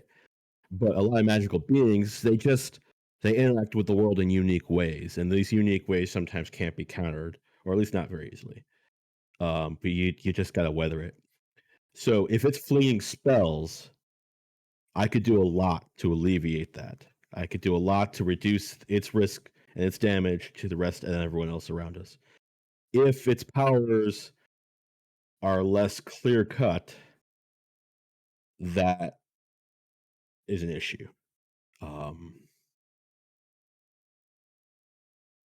I can still protect people a little bit, like what I did in Riven, when that girl was getting chopped to pieces, and I was able to throw a shield around her. That was something I could do to people, but it's a lot more limited than just straight up interrupting his ability to cast spells. If he rolls in here with spells like I have, we're in good shape. If it rolls in here and just starts shooting rays of light that disintegrate everything, we're in trouble. Well, I would say the second option isn't out of the question. Oh boy, good. Secher and I found some information that may be at least a little bit helpful. I'm a at the research library. assistant now. Yes.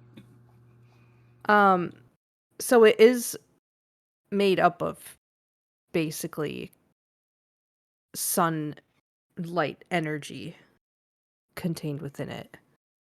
So Something evil control it.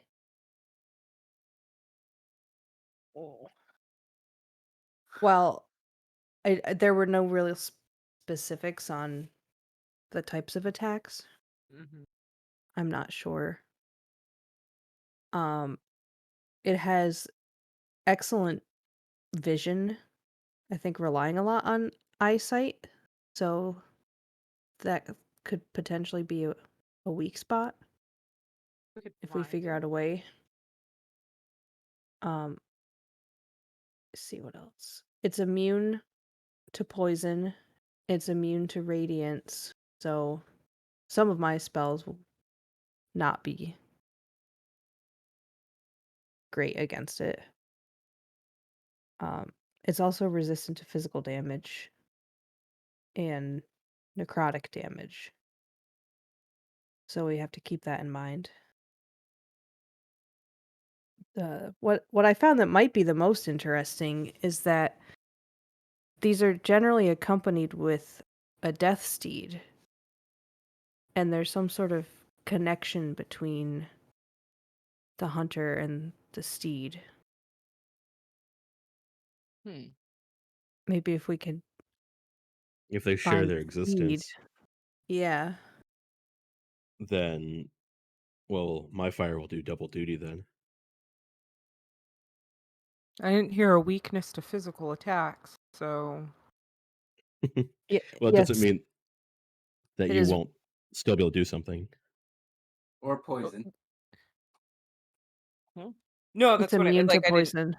Oh. It's resistant to physical damage. Oh, it's immune to poison? Okay. I mean, Yeah. you got a magic axe, right? Me? Yes. Yeah, your magic should, well, hopefully, often bypass defenses, but not always. I hope so. Otherwise, Oh, we're kind of stuck in the mud, aren't we? Well, I mean, just because it's tough against what you're doing doesn't mean that you can't do anything. True, yeah. This thing is also said to emanate pure sunlight. This will be a problem for me. Right. I will be weak. I will still fight.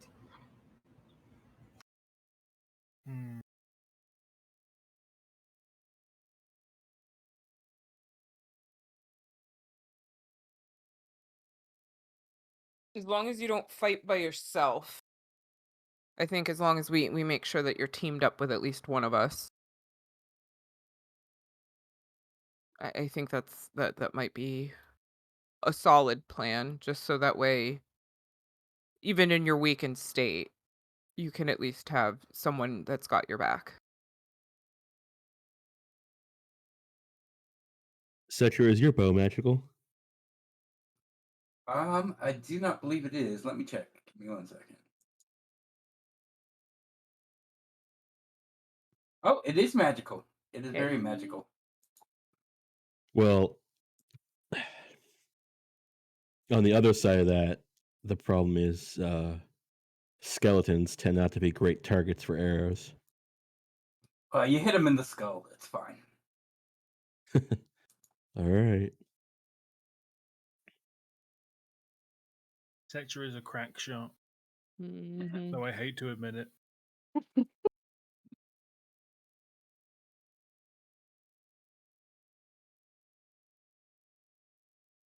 Don't you have a giant mace now that's made of your bones? Yes. No, that'll do the most probably to a I have Bone. named it skeleton. Mini-Me. Why are all my spells radiant or necrotic? Just cleric things. Because you're the very thing that this guy is hunting. That makes sense, actually. I may have to focus on the rest of you for this fight. That might Mhm. actually be the best of ideas. Oh, no, go ahead and put it out there. I owe the party 180 gold. What happened? We do together. What Because happened? this is both of our plan. She doesn't have to carry this alone. And what did you spend all that money on? That's a lot of gold. A bottle Essentially, of wine that got poured out. Excuse me, because I couldn't do this because I had to mute myself throughout that entire thing. What the fuck? okay, The so actual it was fuck. the wine was like 500 gold. What? So I spent everything I had. A lot of the party funds. Aesir gave everything he had, plus a healing potion.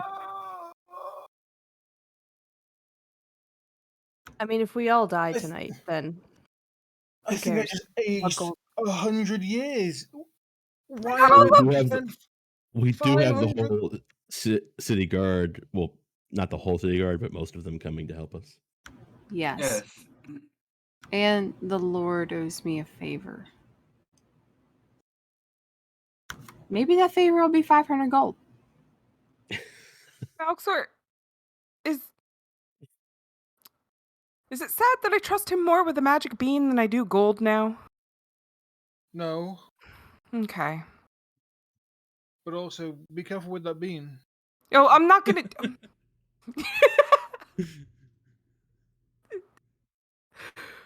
I went to the tavern and got fighters. Everyone that was there that night that was fighting is joining us before nightfall here for free. And she looks both Aesir and Sefris in the eye. Not even $1, nor a copper. Sefris beats her right in the eye and says, if I didn't think it was worth the gold, then I would not have spent it. She smirks at that and she goes, you know I'm just poking at you, right? I didn't. So I I'm appreciate sorry. you telling me. And Aesir looks her right in the eye and says, "What's $1?" A doll hair, sir. A doll hair. I can help with that. There we go. I didn't even have to a spend. Secher. I didn't even have to spend a. I didn't even have to spend a Secher piece of Secher. There's another plan. I do have another plan that might affect this pretty heavily. I should probably also mention that well now's the time for everybody to be slightly. There are no resistances for vampires in yeah, here. She looks like sheepishly at the ground. You know, you ask questions.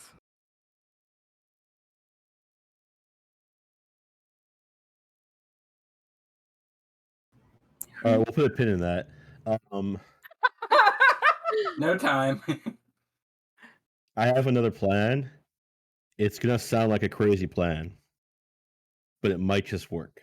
I'm already on board. Of course Especially you are, Secher. because we know exactly where this thing's coming to and when it wants. We could set a trap of a bunch of beans.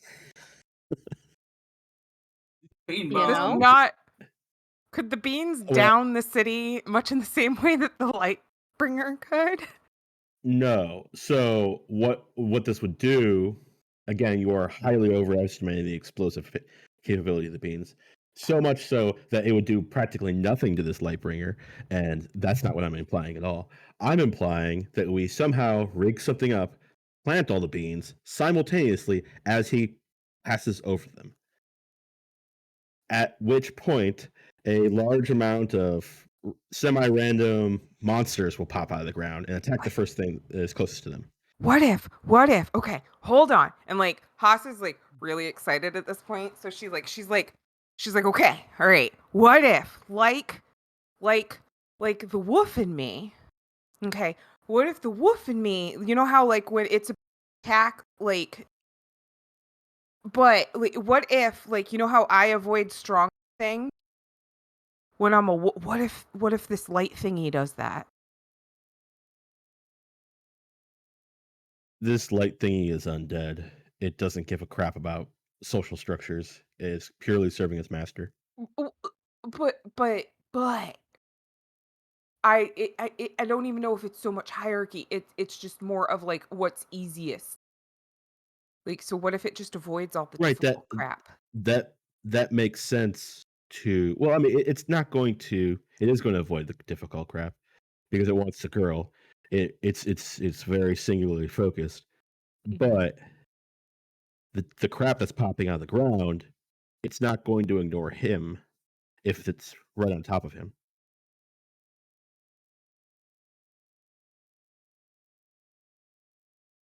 I mean, some of it might. I mean, we could. Yeah, at this point, it kind of really. I mean, I might just make a statue that berates me for a while and then doesn't do anything. Maybe it'll do something. Maybe it'll lower its morale. Yes. No, it'll berate. Oh. If I'm the one setting up this, then I'm the one. Like we talked about how magical objects, they need a will to activate. Then I'd be the one willing them to activate, or whoever did it. So in the statue scenario, it would look like the person who planted them, and it would berate them incessantly. What? In fact, yeah, it's one of the possibilities for the beans. Wait, what if we find a way to trick the light thingy into planting the beans to get the girl? But he has to will them to grow. We have to let him know that if he wants the girl, he's got to will them to grow. If we're real lucky, a giant beanstalk will reach into the sky and possibly take us to other dimensions.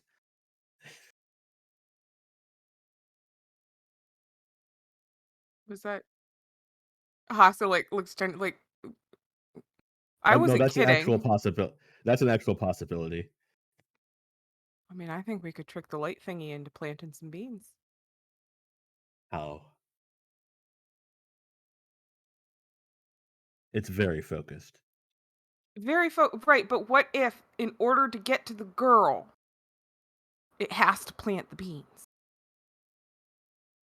Why would it need to plant the beans to the girl? We make a barrier, like we put There's her no into a barrier box. We put her there's into a no box, barrier then we we can bury the make. box. Make sure to give her an air hole and then put the beans on top, and then leave a sign that says, "If you want the girl, you got to plant the beans." It doesn't really matter who plants the beans. They'll if the beans summon magical monsters, they'll attack the closest thing. Or they just won't attack anybody. There's several that will probably be neutral. I don't think we should use all the beans. Okay. Well, I mean, they're not. I mean, a quick pause on our bean situation, but regardless of what we do with the beans, if we use them at all, I am going to meet the city guard in the town square and have them to start to clear the area of other people. Yeah. Smart.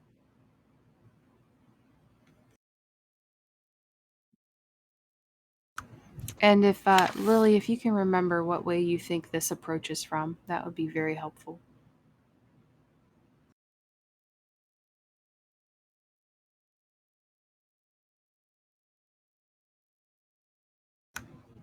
Lily. Liliana. She is very focused on making a potion. Gotcha. What do you need? The thing that's coming. Do you know what direction it comes from? I couldn't say. There's just so much going on in the vision. Do you remember which way the shadows were facing? No. Okay. Nope. You haven't Then been in you're the square at night. There's torches everywhere. Shadows dance constantly. Makes sense. I just figured since it was a light-filled thing. And Hassa just trails off as she, like, thinks about stuff. Like beans. What if we set up a perimeter of beans? I never thought you'd speak such sweet words to me. We could go back to the bomb idea. Again, they're not really bombs, but like a bean over a small, like a cup of dirt, and Yeah. pop it in and throw it or something. Yeah. I'd say if the houses and stuff are cleared, Well, I don't think these beans are going to do enough to defeat this thing on its own. I'm talking about adding bodies that it might have to go through to the front. Yeah. Yeah. And they I could be a don't- distraction. Yeah, a distraction. There are like a couple things on this that if we got those, they could possibly beat this thing. But then those would be very dangerous things for us to deal with afterwards, and they very rarely would probably come up.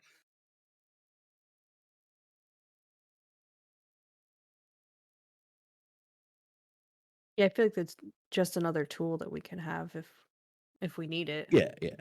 It's not going to fix the problem. That's if I was making it sound like that was the case. That's not the case. We need to fight this thing. Relying on these. Yeah. Yeah. It was just a trap we could set up. I was thinking that could slow it down.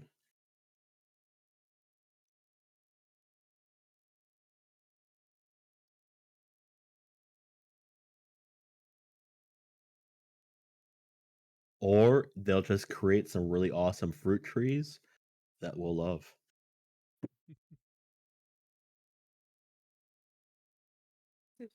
I'm hoping for mangoes.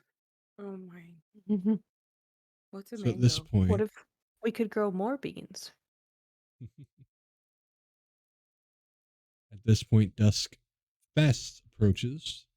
Ida and co show up at the apothecary with a bunch of bean stew from Jilly. Yay, bean stew! Got to load up before battle. Hell yeah.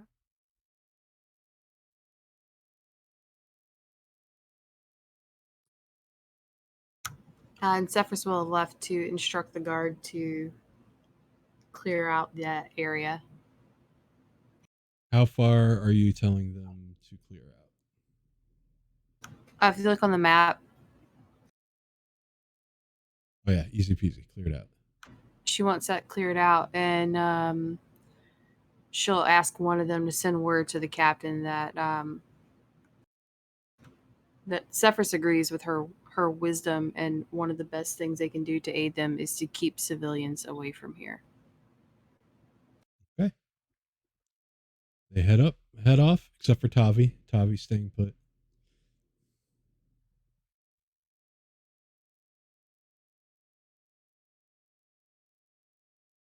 Oh boy. Oh boy. I go to Tavi. All right, so are you guys all at the square?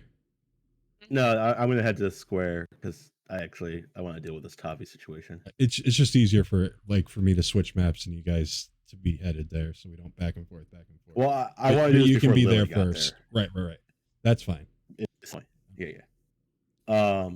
Listen, Tavi. We have a secret plan to protect Lily. She's not going to be here at the square. Roll a deception. Fuck.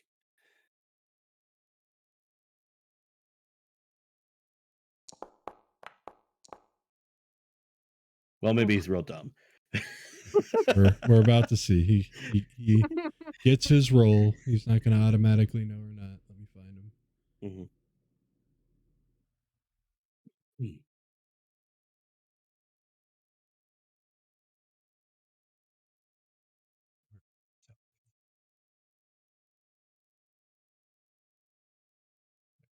Tavi.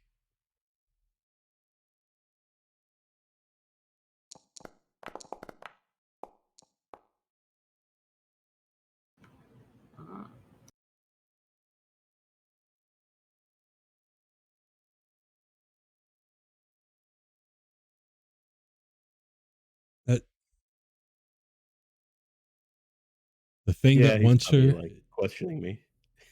The thing that wants her is going to be here, or it's going to be wherever she is. So wherever she is where I will be.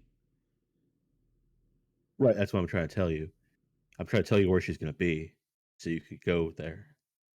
Right, but you would not be where she's not.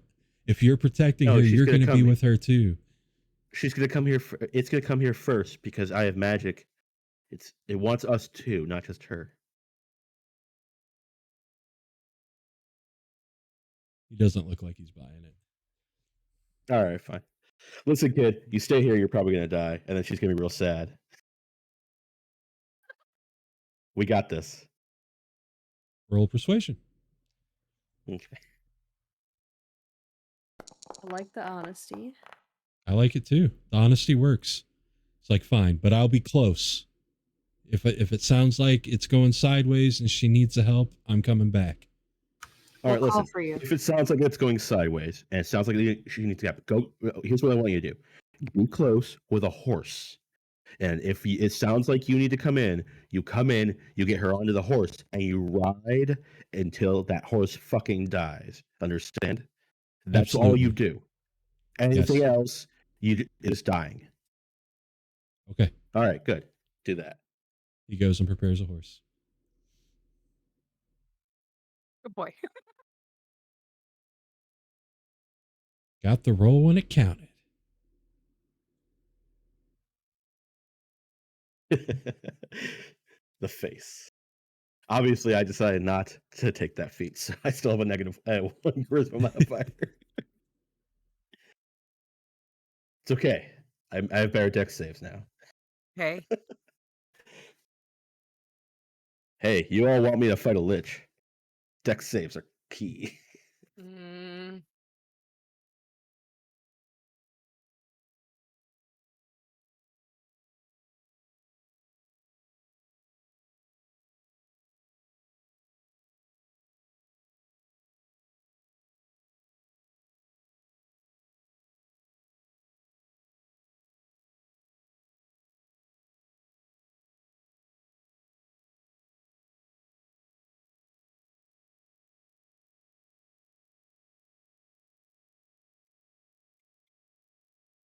So, go for the eyes. Right. Look for a spooky horse. Got it. Magical weapons. Right. Horse. Try not to get all around it quickly. Give me like a little bit of time for me to light it up. Because if you get all around it quickly, then I can't light it up without killing you. Are you going to blast it? Well, it's possible if the horse and its life force are connected, like a constructs. There are some constructs that are like connected to their user, and they're if you do damage to one, it does damage to the other. So if I could do damage to both of them at the same time, it does damage to both of them, double. Or not, we'll see. It did say that the horse may be a little less resilient than the hunter.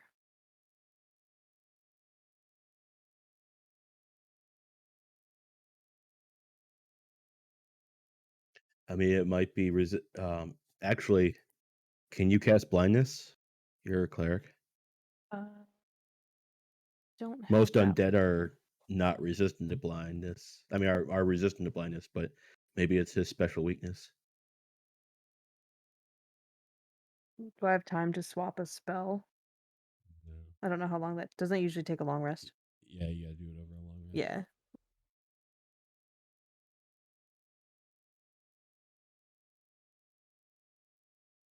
Can we be like a share song and turn back time? Could turn back time. For future notice, blindness is one of your best spells. It's real good.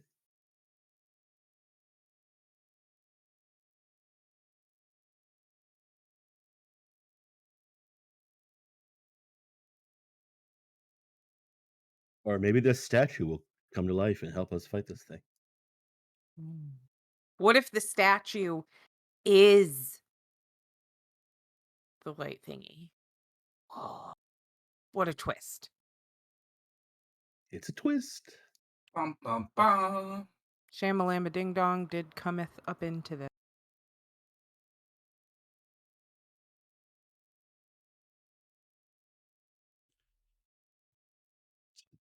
Let me get a girl out here.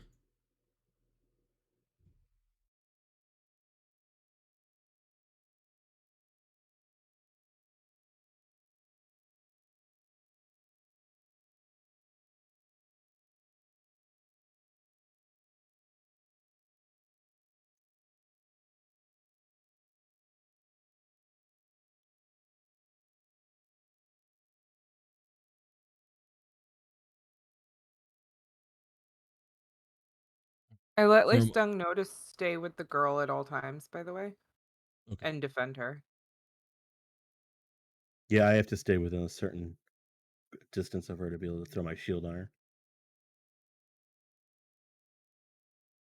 From across the square, you hear Omris running and yelling, "No! Get her away! Get her away!" Can you see him? Oh yeah. Yeah. Yes. The parasite was wrong. And you see this glow come up from behind him. And he goes, "I'm too late."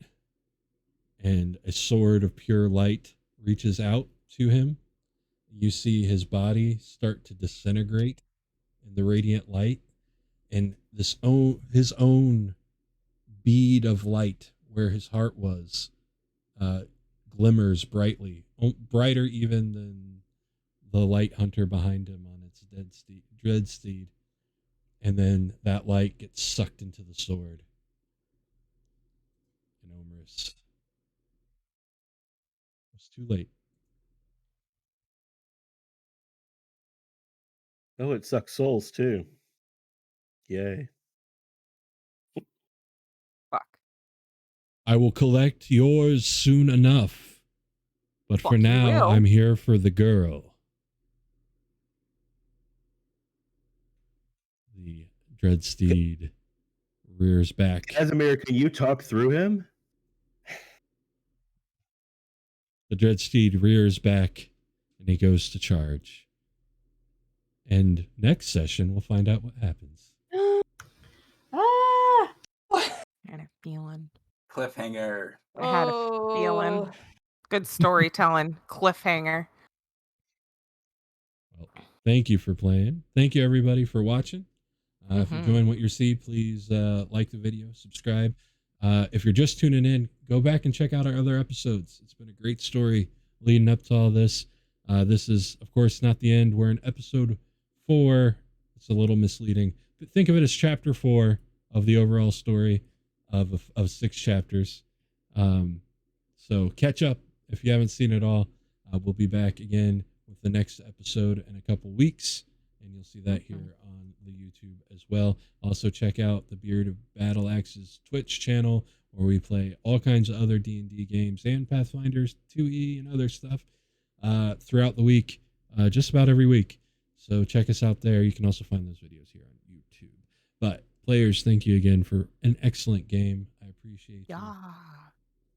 Thank you guys for watching at home.